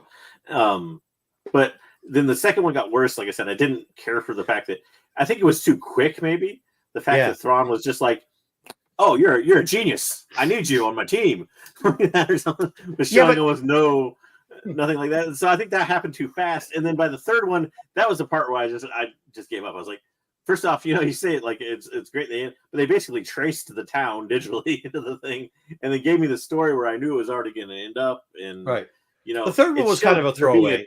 Yeah, it showed her even being a more one-dimensional character as it went on. Like, but I mean, how much did you want out of her? I guess is what I'm saying. that's my point though. Like she was. That's what I'm saying. Like I was disinterested going in because I didn't think she was an interesting character, and I'm at that same spot coming out. I still don't think she's an interesting character. It didn't make me more interested in her one way or the other. Yeah. Yeah, she's dead now. So I mean, there's really. So, I mean, she is done. So yeah. It's over. So like, yeah, we're done. Cool. We're not going to see her again. So let's get the next one. Yeah. Do you help? You got it? All right. Oh, we got Barris. Devoted. You see this one. This takes place. This is the one I was more worried. Actually, this one I was more worried about. I thought the last one was going to be stupid. We could just throw it away. But this is the one I was worried about. I'll be interested to see how if you think they did a good job with. Because I thought he just did this character because of the internet, and I thought it was going to be like a Dom situation where I thought it was going to be like a Snyder cut where he listens to the internet for a year and then comes out with some dumb shit. And everybody's like, yeah, that's exactly it because we predicted it a while ago. So I was afraid of I'll wait till Macy gets it too. But I had the same fear, Marco. I anticipated this one more. Like I was much more interested in this half than I was with Elspeth. But this was really I was also afraid. What's he gonna go back and ruin? Because it's like classic. Like I'm gonna make this my the whole time. It's not mine now. I actually watched this twice because the first time the whole time I said it's coming. It's coming. Expecting him to ruin something. So go ahead. Yeah. Go ahead. Yeah. So this one takes place sometime after Order 66. We see Order 66. She's in prison, and then sometime in the future, Lynn, who's one of the head inquisitors, comes and offers her the chance to be freed. So we don't know how the time gap after Order 66. It could have been quite a while. Who knows? She's in the same clothes that Luminara was wearing from Rebels, which is a fun little toss back. We get to see an early version of the Inquisitors' headquarters there in the water. I thought this was while they're building it. Yeah, cool little thing there. So 3 of them go in at the same time. I don't remember all their names here, but it doesn't matter. Two other Jedi. No Barris. That's where the thing came from. His chin. I didn't even realize where that came from. Oh yeah. There you go, Dom. What do you think of these species? His soul patch. Happy? Yeah, well, listen, that the one next to on the left-hand side looks pretty cool, but the one on the right looks like a Larry Fine from friggin' Three Stooges ripoff type of. But I always like alien species involved, more things, more diversity in the Star Wars universe instead of just it's great when they include them. Yep. Everybody These loves 3. diversity included. So this one, how this was going to end. There's 3 of them in there, and this guy's like, I'm out. I don't want to be part of the Jedi, but I don't want to be part of this. So I'm just going to walk away. And Barris is like, I don't think you should do that. It's not going to go well for you. Didn't go well for him. He dies. And so there's 2 of them left. You get to see a fight scene where, you get the Grand Inquisitor and Barris, training and saying, show me what you got. Stop fighting like a Jedi. Take me out. And you get to see Barris, use a force push that he wasn't expecting and actually. So this is weird at this point because they kept bringing up you were the traitor to the Jedi. But when it rings in your head, I was like, crap, man, she's going to turn to the dark side here. But that's not what she wasn't. That's not why, because they even brought it up and used her lines in it. She was not actually a traitor to the light side of the Force. She was actually correct. Yeah.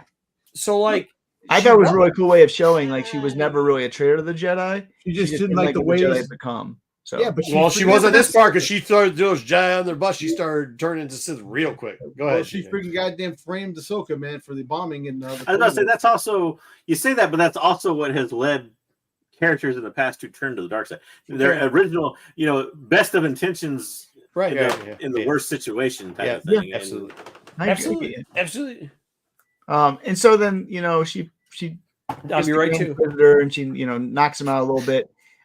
Then they go in. I meant to put another scene here, but the 2 Jedi that are going there together, her and the other one, they have to fight to the death, and only one of them gets to become an Inquisitor. And this was a cool scene, Dom. You would love this one. She uses the Vader Force choke on the other Padawan, and then she just turns her hand, and you can hear his neck just snap right now. I like that. I was watching this one with the kid, and I had to turn this one off for that part. We did not. I did not let the kids watch this. Well, you know what? That was I've already seen the previews. in the previews. Like she gets hit in the face, she's bleeding through her nose, so there was some kind of blood and stuff like that. So it's just I like that. Yeah. This one is pretty dark at this point for that. And then you would see at the end here, this is the early Inquisitors. These are the very first ones. And so you see Merrick, you see the one from The Ahsoka show, the one that Ahsoka kills. You think he's Merrick? We don't know he's Merrick. Actually. I think it actually said Merrick in the titles. Oh, does it? I watch it with the subtitles on. And you see that. So these are the early Inquisitors. So Lynn is probably the Filoni change I don't like, though. What? That's a Dave Filoni change I don't like. What? It's like, I created this character Merrick in my other show. I'm going to put him in this show. Like, well, he dies at some point. Original Inquisitors. Yeah. Plus, too, like when you saw the Inquisitors that came in the comics, like how they did that with that group. Yeah, it didn't make much sense. If the comics Inquisitors were the original Inquisitors, they don't match these original Inquisitors. No, the comic Inquisitors couldn't have been the original Inquisitors. They had to be later ones after. Yeah, he kind of retconned. Well, yeah, but if you read those comics, they were like, okay, I'm not. It's pretty early on. Yeah, go ahead. Yeah, it was really early on. Yeah, really early. Well, and you get Vader appearing here. So I'm guessing Lynn is the first sister, because she's kind of the second in charge. So if they had numbers back then, she would have been the first sister. As far Vader as you're right. Yeah, Vader didn't speak, and also I saw some people like, did he recognize her? I don't think he. I think even if he did, why would he say anything in that scenario of like, was he like, "Hey, Barriss"? Like, I don't think he cares, and also like he at this point at least, and actually throughout the entirety of him being Vader, he's keeping Vader a very secret thing. That the fact that he was Anakin at one point, he's not just going to like risk exposing himself in front of all these Inquisitors. Yeah, risk having her, figure out who he is, which becomes moot because later on another Inquisitor figures out who he is somehow. But yeah. That's the first one. You see her become there. This one's realization. They get sent on a mission to find some Jedi that are hidden on this planet. So Lynn and Barriss go together. And you get to this planet, and this planet is completely poor, has nothing on there. And Barriss says, how can the Emperor allow this to happen? So you get right away, you get to see the compassion that she doesn't believe in the Jedi, but here she also doesn't believe in the Emperor. Fair. So I thought that this is where I start to have that problem, and we'll go over probably more towards the end. But go ahead. You also have to think like, she's starting to show compassion here in the second episode, just out of nowhere. But at the same time, this is also a person who went to jail because not only did she was a traitor to the Jedi Order, but she framed her friend for them basically being a terrorist. Yeah. And killed people and everything else. Like, there's no. But I think she thought thought the compassion then. Well, because I think when she framed her friend, I think we forget that because she thought that she didn't think her friend was going to get in trouble. I don't know about that. She did an awful solid job of trying to impersonate Ventress. Yeah. Framing Ahsoka. Yeah. But it was like Ahsoka. Yeah, but it was like Anakin was the golden child and his Padawan was the golden child B. So like, I don't think he's got issues, man. She definitely has issues. But I didn't like how soft she was right here, right off the bat. Like it was such a transition. Yeah. Because it wasn't like, did you just? There's no trigger. I guess my point is there's no trigger for it. It didn't seem like there was a trigger to make her this compassionate person. And maybe we'll get in the future. We don't know where the time jump was. Yeah, fair enough. I mean, we don't know. So, anyways, they go and they track down, and she talks to this boy, and this boy says there's Jedi in the mountain, and there's this in this cantina scene. Dom, you'll like the scene when you watch it. And basically, Lynn is mad that nobody tells her. I think she just wanted to kill motherfuckers, and so she just kills everybody in there. And this boy is protecting Barriss. I thought she was actually going to kill the boy too, but Barriss kind of protects this boy from her killing and from Lynn killing the boy. Well, didn't Lynn say have him look the other way or something? I don't think so. I think Barriss said look the other way. They made the sister, the Inquisitor from the Obi-Wan series. Yes. In this really violent, right? Okay. Yes. Yep. Yeah. So we actually got some on her. Actually, this is probably more her story than anybody else's because we didn't have much on her in Obi-Wan. They did a good job with her. I think they did a good job. They got a really cool hot toy that came out of her too. Yep. And so they know they're in the mountains. So we know we saw all 80 slides. So they go in the mountains and they find this Jedi person. And Barris talks him out and he's like, you don't need to be part of this Jedi. You come with us. We'll take care of you. You've been deceived just like I was deceived.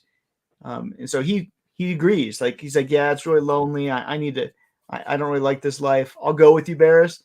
And Lynn just goes right through him and just destroys him. And like, you can't ever trust any Jedi. I'm going to kill him. And Barris is like, right? What? The kid? The kid. Yeah. Oh, nice. This Jedi. No, not the kid. No, this is a Jedi. No. It's somebody else. This is a Jedi in the mountain. It's a young Jedi, but it's not the kid that was in the kid. Okay. But he's still pretty young. He's still pretty young. Okay. Not that I get excited to kill, but just he's like the guy that killed an Obi-Wan. Like maybe younger, a little bit younger than that, but young Jedi. And Barris is like, everything was under control. You didn't need to do that. Yeah, he was going to join our side. Yeah. And this was the last straw for Barris. And so, I love this line. And so he's like, well, we have to kill every Jedi. And he's like, well, then you got one Jedi left to deal with. So Barris and Lynn get in a little fight here. That was, one line and one thing. And, Barris pushes Lynn off the edge. I also like this line because it mirrors the line that Ahsoka says, I am no Jedi, right? And here she's saying, well, I am a Jedi. And so but see, I think that's the full circle of their story that has always been intertwined, where she goes back to the Jedi and Ahsoka never does go back to the Jedi. She doesn't go back to the Jedi. Like, this is the thing for me. Like, I think Ahsoka realized her role in that. Ahsoka, when she left the Order, there was no turning back. But then she does go back to the Jedi later in the series of Ahsoka because she takes a Padawan, more or less. But which is weird. The fact that, like, Barris, like, oh, I can go back to being a Jedi here, apparently, because now all of a sudden I'm on the side of good. It doesn't work that way. The yin and the yang. It's the yin and the yang, but not really. It's like the yin and the gray area that you don't really like. Like, I think she was just talking shit.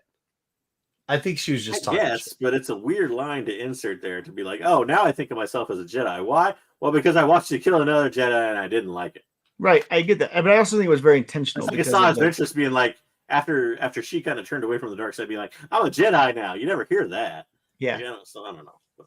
Well, I mean, I think we're reading too much into one line. I don't think so. I think this line is intentionally mirroring Ahsoka's line, but that's what I think. Well, whatever. So then you get the way out.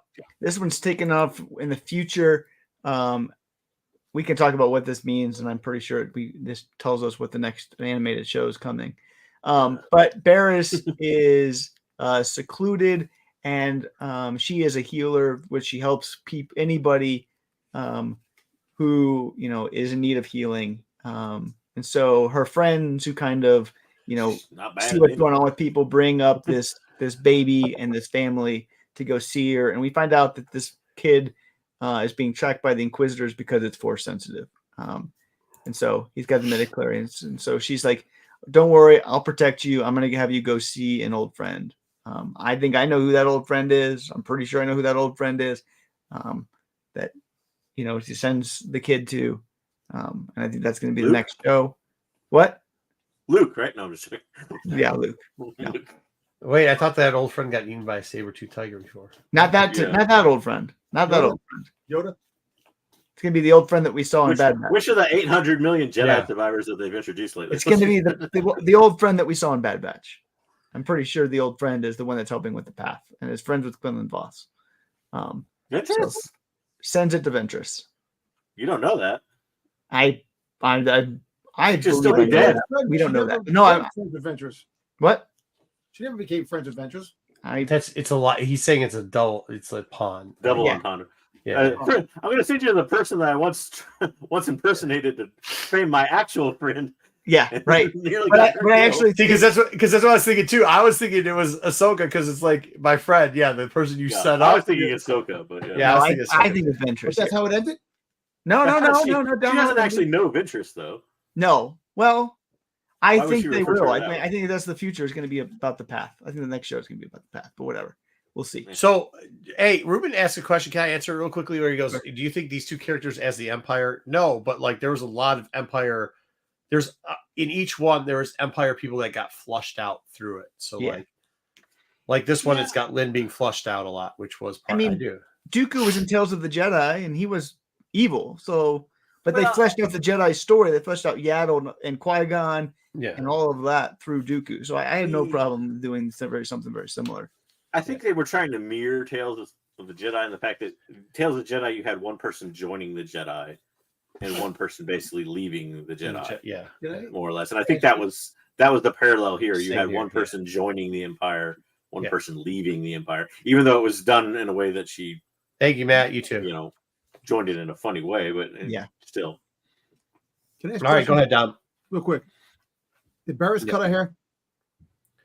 Yeah, at this point. At this point, yeah, but she's older. Why do they cut their hair? Why can't it just stay long? Why is it they all have to cut their hair? That's a nice head of, that's a nice head of hair you got there, Dom. I don't understand, but why do they have to why'd you cut your hair? Leave my hair long. Why'd you cut your hair? Well, and that's she's also hiding. She got older. She doesn't want to be recognized, Dom. She has left. These Inquisitors are looking for her. Why was she looking at my man? I haven't rocked a Caesar in a very long time. I haven't rocked a Caesar in a very long time. In hiding, if she was Barris operating in hiding, like cutting the hair would be the least of the worries. It'd be the gigantic, distinguished face tattoo you have. Yeah, but the whole fact is, what's up with the hair? They figure what the name and friggin' the accent. It's to show the time in the middle. Hold on, it's very easy to explain. Dom, I don't know what you're trying to get at, but it's very easy. Well, I was not joking saying that your hair changed and that I don't rock a Caesar anymore. It's because when you're younger, your hair's obviously different than when you get older, and it's a way to show that time has elapsed. They always do that to show time has elapsed. Okay, that's the simplest answer. There's no like hidden thing. That's why they keep doing it, because it's time elapsed. It doesn't really show time elapses. Yeah, it does, because the character looks different. Because it's an easy way. Yeah, the character looks different, but her face shows time elapses. Cutting the hair doesn't show that. Well, I mean, it's like longer would show. It's just a way of showing. Well, either way, no, it's showing the difference of time. JJ, it's showing different of time. So elapsing one way or another, it shows a difference of time. If it's longer because it's younger, or shorter because it's younger, or whatever, it just does show a time lapse at one point or another. And then you get this cool lightsaber battle here, which it mirrors the first lightsaber battle with the Grand Inquisitor. With the Grand Inquisitor didn't have a weapon, and she does, and he's supposed to go at her, and she just dodges everything, and says the anger's made you predictable. Now the student has made you predictable. I actually really like this one. She's just stalling. Lynn's not actually after Barris. She's actually after the kid, and so she gives the family a head start, and then says, "If you go in that cave, you're not coming out because it's." Well, obviously she did come out because we see her in the Obi-Wan series. So this is after. We think. No, this is definitely after Obi-Wan. Yeah. Well, yeah, because she's okay. Yeah. That's why there's short hair. Definitely after. No, I'm just saying because the fact is we don't see Barris in any of the shows. I'm just saying the fact is that you sure this is after Obi-Wan? Yes. Yes, because we watched the show. Yeah, it's pretty well soon. Okay. Yeah. Yes. So they go in the cave. In this cave, if you have like a red lightsaber, you just can't see. It makes everything out of whack. Called plot armor. What? It's called plot armor. Yeah, right. And so she can't track down the family because all she can see is red, and she just starts slicing and dicing everything. And Barris says the way out is you turn off your lightsaber and become good. Stop being the Sith, and that's the only way you're ever going to leave this cave. And Barris goes and tries to help her, and then she stabs Barris, not even realizing really that Barris is there, right through the guts. She kills us. What? He kills him. No, we don't know that because we don't know the lightsaber. Dies except freaking Qui-Gon. Qui-Gon is the only guy to be stabbed with a lightsaber in the gut and not die. He died. Exactly. Yeah. But got killed, stabbed twice. Here, through this interaction, Lynn realizes that she's no longer an Inquisitor and wants to be part of the Inquisitors, and Barris, redeems her. Easy. And so ultimately, she turns off her lightsaber at the end. The one way out or whatever is the one way out for the Inquisitors is being stopped ruled by her anger. And you see Lynn carrying out Barris at the end saying, "I'm going to save you." So we don't know what happens to Barris. We've been waiting for 12 years to figure out what happens to Barris. We're probably going to have to wait another 12 years to figure out what's happened to Barris. What happened to her, and a lame way of not getting killed. redeeming. I know Star Wars is about redeeming. Oh, I'm all down with this, dude. I'm glad. The last thing I wanted to see was like, I know you could say like JJ could say lame or whatever. I'll deal with lame instead of fucking predictable internet schlubbery of like, oh, she had some huge part in this, that, and the other thing. She's like an inquisitor that we didn't find out. She was blowing Darth Vader in the castle. That we didn't find out. And I don't want to hear any of that bullshit. Like, oh, she's the I ghost got news for inquisitor you, for the witches. That was one of the theories. She's a ghost inquisitor. It's not right. Yeah, so I know. Like, But okay. I got news for you. That bullshit that you don't like is going to come about again because she is an inquisitor you don't like, and there's a big time span that they left here where they can put her into all kinds of stories as an But inquisitor. she can't be a ghost. She's not going to be in a big story with an Inquisitor. I don't think so. I I think still like Len and her. I think it still is pretty early. I think what we're going to see We got the comic book coming out. Remember, is we're going to see her and Ventress in the next show with others focus on the path and saving kids and doing all that other stuff. I don't think you will. I honestly don't think you will. It maybe if you see like what are you gonna see like Tales of the Path? Is that what you're saying? No, I think it's gonna be a whole new show. It's gonna be like the big show. An It's gonna be- ongoing series. The ongoing series is gonna be Ventress and yeah. Oh, Bad Batch 2. Boss. Oh, it's gonna be Ventress yeah, you and can read it. Boss, and I don't think Barris would be a big part of it because I don't think the path was really something that she was really doing. Why? Yeah, I don't think Ventress was on the path. I don't know where you're putting those two things together. I think Ventress is on the path because Why? Boss is on the path. She's a bounty hunter. I think the only reason Ventress connected to that is We only know they what needed- we're calling they know Finnick is a. They wanted to use Finnick, so they used Finnick, and they wanted to need somebody that was a bounty hunter and a Jedi, so they used Ventress. That's the only reason they connected. I don't know if she was really a bounty Way hunter. much We more just know sense that- in that role in We Bad just Batch know than that Ventress she was somebody that Finnick knew could be trusted to have answers about the M count. I don't think we know. Wait, hold on. They could use. They She could, didn't have they could- answers about the M count. She doesn't have to be on the path for them to use her again. Like she could be. Well, they'll use Ventress again. Well, I they don't could. doubt I mean, that. but she could be like the Fulcrum, right? Without it eventually turning into White Ahsoka. You know what I mean? That portion. That's why when she said old friend, I assumed she meant Fulcrum as in Ahsoka, I do too. I'm with think you. it's there. Ventress. not We'll see. Ventress. I think Ventress is going to be heavily involved with Quinlan in the path because I do not have a doubt. But if I you're going don't to do that, why didn't you just have because it's Dave. Voss show up in that role instead of Ventress? for the old friend.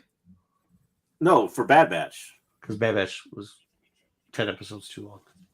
Oh, That's my point. You're trying to make if sense. you're gonna of say- it makes if- no if it's sense. gonna be the start of the Because path Dave wants to thing. bring Ventress in to tell people that he's You're going to trying to make show of a Bad Batch, which made no sense. Like Guess, but like I don't know. that's on you for trying to make sense of that. Well, you're the one trying to wedge Ventress into that. I don't know. Well, Ventress is back. I think what Wayseeker is doing is what, like, I'm not sure it's on the path, but I will tell you this: if you think that he's not trying to use Voss and Ventress after he brought him back and Offie, 100%. And if it does, he'll probably put them all in the same show, and it probably will be all of them saving babies, he did it in Bad Batch with the kidnapping kid things. He's done it on every show. It's bad. He did it in Clone Wars. He did, he's doing it again. I'm not sleeping. Harvester or whatever. I'm looking at the phone. I'm listening. Anyways, but yeah, I mean, that could be the series could be saving babies, saving babies. I'm not saying it has to be on the path, but JJ, do you think saving babies is that crazy of a fucking theory? And But somehow we're you going to got have Inquisitors in there. We're going to see all these Inquisitors again. yeah. All of a sudden, you see all the Inquisitors. You see all the Inquisitors. And I then would rather have. if they're Now, gonna would do you rather something- have? I asked you a question. Could you see an Inquisitor stealing baby thing and the A team? How many times are we going to do this is the second time now we've done Inquisitors save a baby. 4 times. We're Yeah, going to do there's at least 4, if maybe a half a dozen. More. Like how Maybe, many times yes. are we gonna do that? Yes, I because think that's what he that does. well. That's what he does. They, freaking You've already said he's done it. He's gone to the well 3 times. That He's killed. going to keep going. He'll keep Well, going to the well. he didn't do it the first time. The first time was the comics and the novel, but yeah. Yeah, but technically in Clone Wars they stole a baby hut too. Like they steal babies all the time. I mean I'm specifically Yeah, referring to Inquisitors Inquisitors, did. but yeah. Yeah. But All right. no, I think that's coming. I think that's the next thing. I think could see Wayseeker's crazy on how he Walker's gonna says it. Walker's gonna find out at Star Wars Celebration, the next animated cartoon. No, we'll find out before that. You sure? A year from now, yeah, they'll announce something Next before. year, I wouldn't be next surprised year. at D23. No, next year, next You got April. D23 coming up, Dom. They got to announce something at D23. No, they don't. It's No, more they for don't. Disney. Dom's right. More No, for Dom's Disney right. Star Wars, So- for animated stuff like Marvel and stuff like that. You're gonna get the Star Wars Celebration. That's gonna be one of the top things. New animated cartoon. Nope. If they It'll didn't be introduce announced anything before today, that. May 4th, yesterday for May 4th, an animated series is coming. You have to wait the Star Wars Celebration. No. Fourth release. I will put a wager right now. While they argue, I'll open up. I've got a couple. $1 right wagers? now, Dom. I'll tell you what a wager. All right, the wager will be No. that everything I say, I'm right. Yeah, I'm not wagering fuck that. no. That No, ain't happening. I'm not dumb. I can't lie here. I do agree a little bit with Dom in that I think it will be Ooh, some time before we hear about an animated Nice. series of whatever form. Because I think they're gonna want to work through the kind of backlog of live action stuff they've built up, which is Andor season 2, Skeleton Crew. Yeah, Like, it's gonna be a They're while. probably I gonna want to agree. get through that. Yeah, but before they go. they're going to need a show they're going to need a show next spring. Well, they still got some Skeleton Crew they have to get through. How do you know next spring won't be Ahsoka season 2? Yeah, It won't be ready. Yeah, it won't be ready. The end of You next know, you year. ready? The end of next year. Maybe Is the this end of shiny? next year, but they won't be ready. it's shiny here. Nice. Nice. That's cool. That's It's cool. two No, I shiny mean it hasn't even started filming yet. They How do start I know filming. it- They middle start of next filming. year. They said I May. don't we think need- they'll wait to celebration, but I think it'll be a few months before you hear anything. Really, it'll be like November or October. I Well, wouldn't be Celebration's surprised. in April. You could be right about that. It's not only going a to be year all away. the way to celebration. Next April is too long to not give any news about. Yeah, Listen, it's if only you, about- I think Wayseeker's right about that because if you wait that long and you announce it, it's going to be Yeah, even but- longer. listen, the animated stuff, like they're working on things. They could drop a teaser. They Yeah. could, but I totally doubt. We're gonna get more of the. No, they like to drop that teaser shit at celebrations, bro. Yeah. Oh, two the same. It's all right. I'll take the resupply. I like resupply. You'll see. You can see Visions or something drop, or something like that. That's, Yeah, Vision you drop know, ahead of quick time and enough. then do the announcement for Or that. even I ahead can of see time, that. or like, because it's a very small gap between where Celebration is and May the 4th next year will land. Like, I don't see them waiting all the way till Celebration to announce something that could come out May the 4th. I can't imagine Like that. this year. It's April It's 18th. only a matter. Yeah, it's a Maybe matter of 2 2 weeks or so. Look, Yeah. D23 is in August. Yep. Yeah, so you might. I mean, they you do might- have to do a new Vision by D23. Yeah, you do. You Probably Vision definitely- yeah. first. You'll probably get something like that. But I think animated series wise, the big animated series, I would love them to do something with Luke Han, Leia, but they're not going to do that. They're not I gonna think do we're that. going to get more. I think we're going to get What's more the matter? animation. I wouldn't be surprised if we get 2 Yeah. animation shows. Two going to Did they forward. ever three. cancel I the would- droid show? Pleasure. Yeah, I don't know whatever happened with Yeah, we Droid. don't know. Whatever happened to bro. that? I don't know. I don't know, man. Like this stuff, like they can reintroduce, Nope. freaking Rangers of the Rangers Nope. of the Republic. Oh. Nope. You never know. Yeah, that'd be weird to reintroduce that as an animated thing. I don't No, believe not well. See, animation. Look, what do you want to see in animation? You want to see more. This type of shit. How about a Vader I animated don't want to see series this and a much. Han Solo I thought this was pretty average. I don't know if I want to see that much more of it. Better than Bad Batch. It was. I thought it was. Okay, low bar. You say it was. clear. Hey, hold on. You say it was average. I thought this was better than average. I thought it was better good. than average. This was good. This is actually good. Like it's not like like Rebels and Clone Wars like that Yeah. level, but like But this it's is good. it's not that Well, far below it. Like if Well, I hold put- on. JJ said it was average, so let's put it on the JJ curve. Then that That's means true. it's better That's than like a average. 7. Yeah. Okay, for yeah. most yeah. other So- people. sorry, we'll take Well, it on I'll that. tell you what. Go over, check some opinions elsewhere, and you tell me whether or not people thought it was great or average. I'll ask people. Where it falls I in play between. cards on Wednesday. I'll go ask Look, them. I'll see I what don't they want think. to ask the Back car season players. one? They don't watch Star Wars. Yes, they Yeah, do. that's- They're Star Wars card. What the fuck are you talking about? They're Star Wars card players. They watch Talking it. about- They Not love every these car guys. player They watches love Star it. Wars. Get out of These here. dudes do. These guys do. I talk to every do. week. I talk to them about. They watch our fucking show, man. I was like, dude, this is about This was comics like- and other bullshit. They watch the shit. They like. This was a solid 7, which Yeah. is all I could ask for. Yeah. Oh yeah. Yeah. I mean, this is not Naruto or whatever you love, but like, I mean, hey, it was good. I don't like It was Naruto. good. Well, Well, I and mean, also- JJ, you gotta take it with a grain of salt. I mean, I'm not shitting on JJ. Like, he's a anime, like that's his jam, bro. So yeah, I can understand that shit. Yeah, I get Give it. us a bounty hunter series. That's what I want. There you go.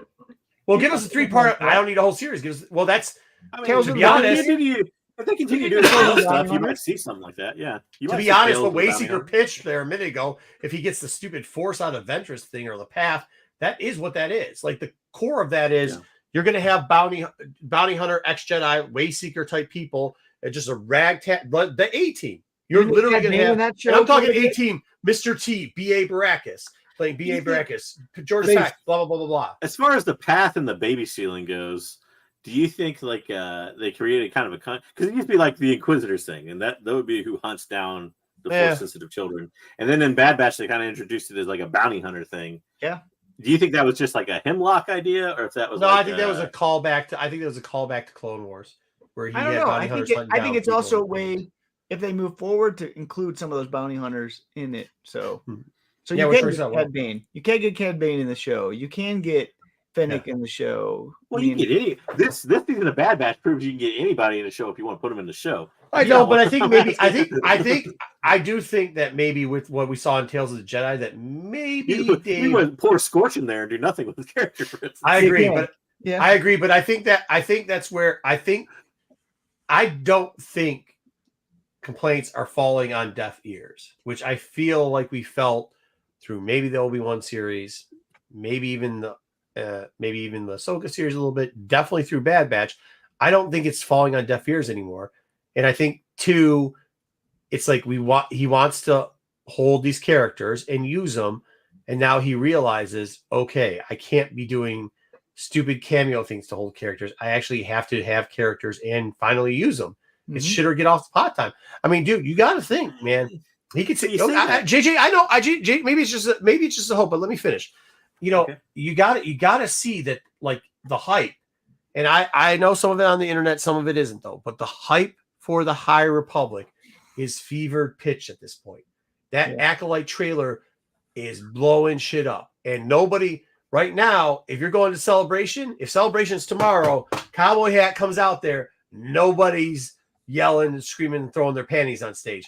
But Ugly Glass Girl, the one with the big glasses, gets on there. That's getting the loudest applause. She's getting the loudest applause right now. And everybody knows it. Everybody knows that. That's what's going on. He wants that applause. You can say whatever you want about Dave. He wants to tell everybody how he's Lucas Light, Lucas Jr. He wants that accolade again. So to get that accolade, he's saying that new shit is working. Or definitely put a chink in his armor. It 100% put a chink in his armor.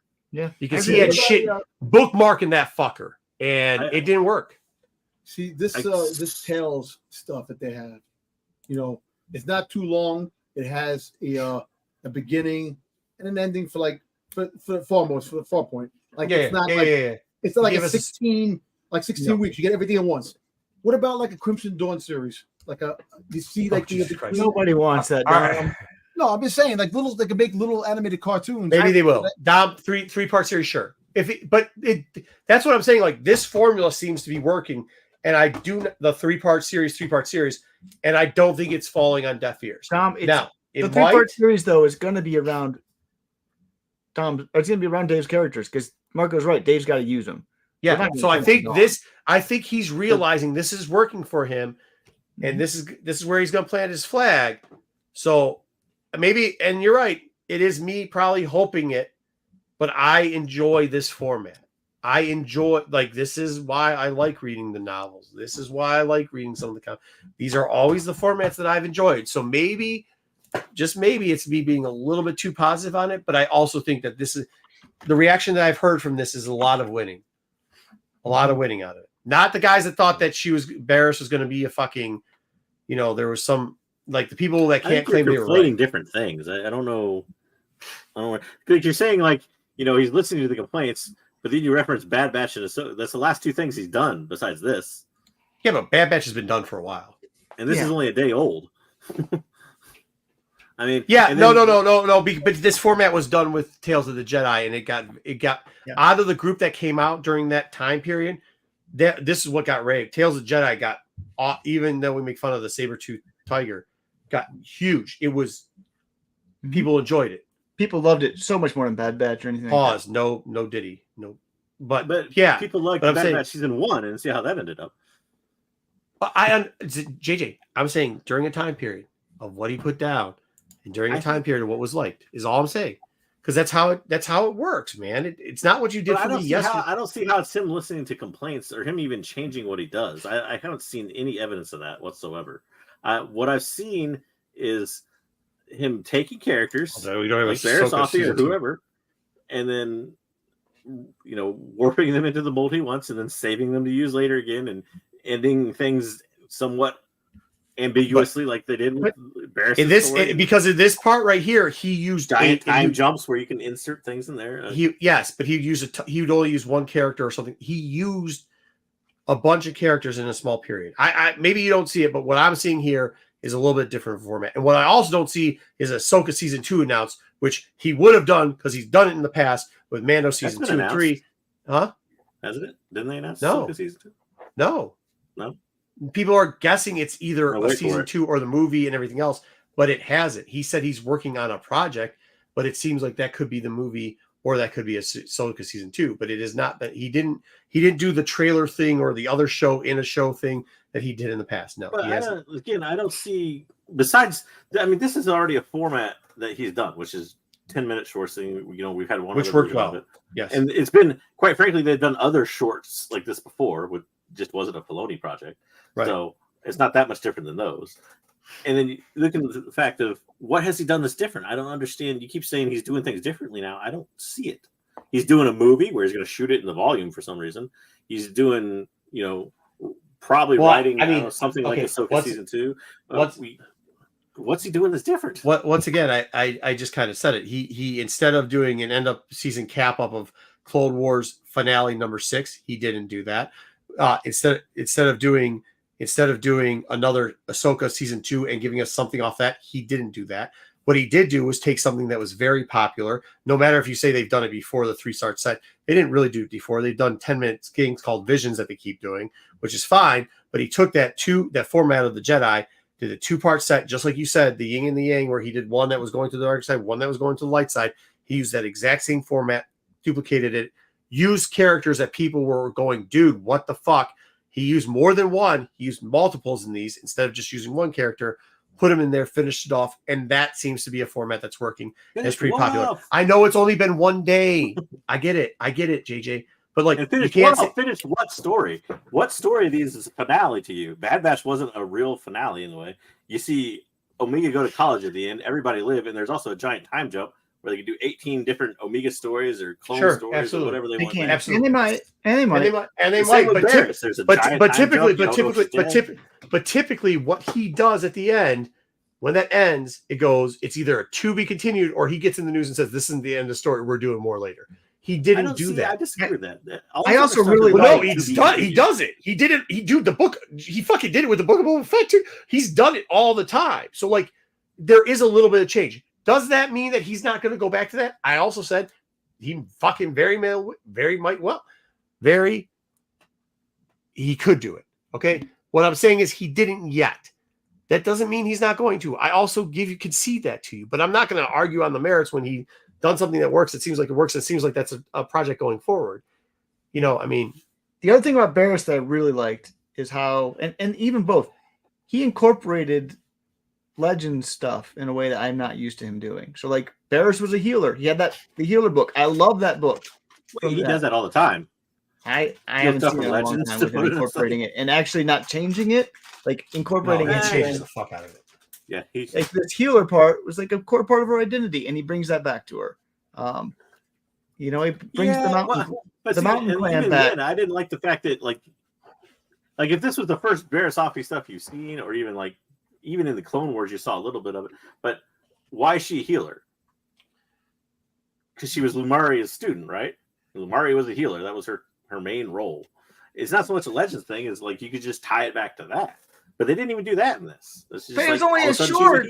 We don't know what we're gonna get. It would have been one line of dialogue. She'd be like, "Oh, how did you learn how to heal people?" Well, my master was a healer. Why they didn't ask that? Why would these people go to her because they know she's a healer? It'd have been really weird to be like, "Oh yeah, why are you a healer? We're coming to you as a healer. We traveled all around the world because we need our kid healed. Why are you a healer?" If you think your kid is some weird, mysterious person, you're not going to ask them how they learned it.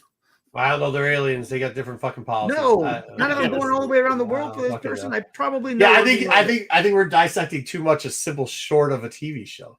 It was good. I mean, which is fine. Good. Yes, it was good. I enjoyed it a lot. Look, man, I have enough. I criticize the fuck out of the dude all the time. So when he does something that I'm going to be like, yo, man, I'm down. Okay. So I'm down. That's it. I don't give me more of this. Give Dave. I think stuff's going to continue on the same path. I think you're being just too joyous about it, but we'll see. Okay. I mean, hey, listen, man, if I go outside and it's sunny, that doesn't mean it's not going to rain the next fucking day, but you better believe I'm going to enjoy the fucking sun while it's there, brother. That's it. At the end of the day, let's enjoy what we're getting. Hopefully we get some other stuff. Good stuff. Dom, you'll watch it. I think you'll like it. Yeah, Dom, I think you're like it. To hear if you like I think the heel turn for Dom's going because the next couple things that come out look pretty fucking dope for Dom. All right, guys. Well, thank you everybody for. It's 3 hours. I'm out. We're not doing 4 hours. We're just not doing that. I gotta work tomorrow. All right. All right. Thank you, everybody. We'll see you guys all. Where is it? If I can get out of here. Wait. Where is it? Oh, here. Thrawn would just be such a bad sexual lover. All right. We're out. Later.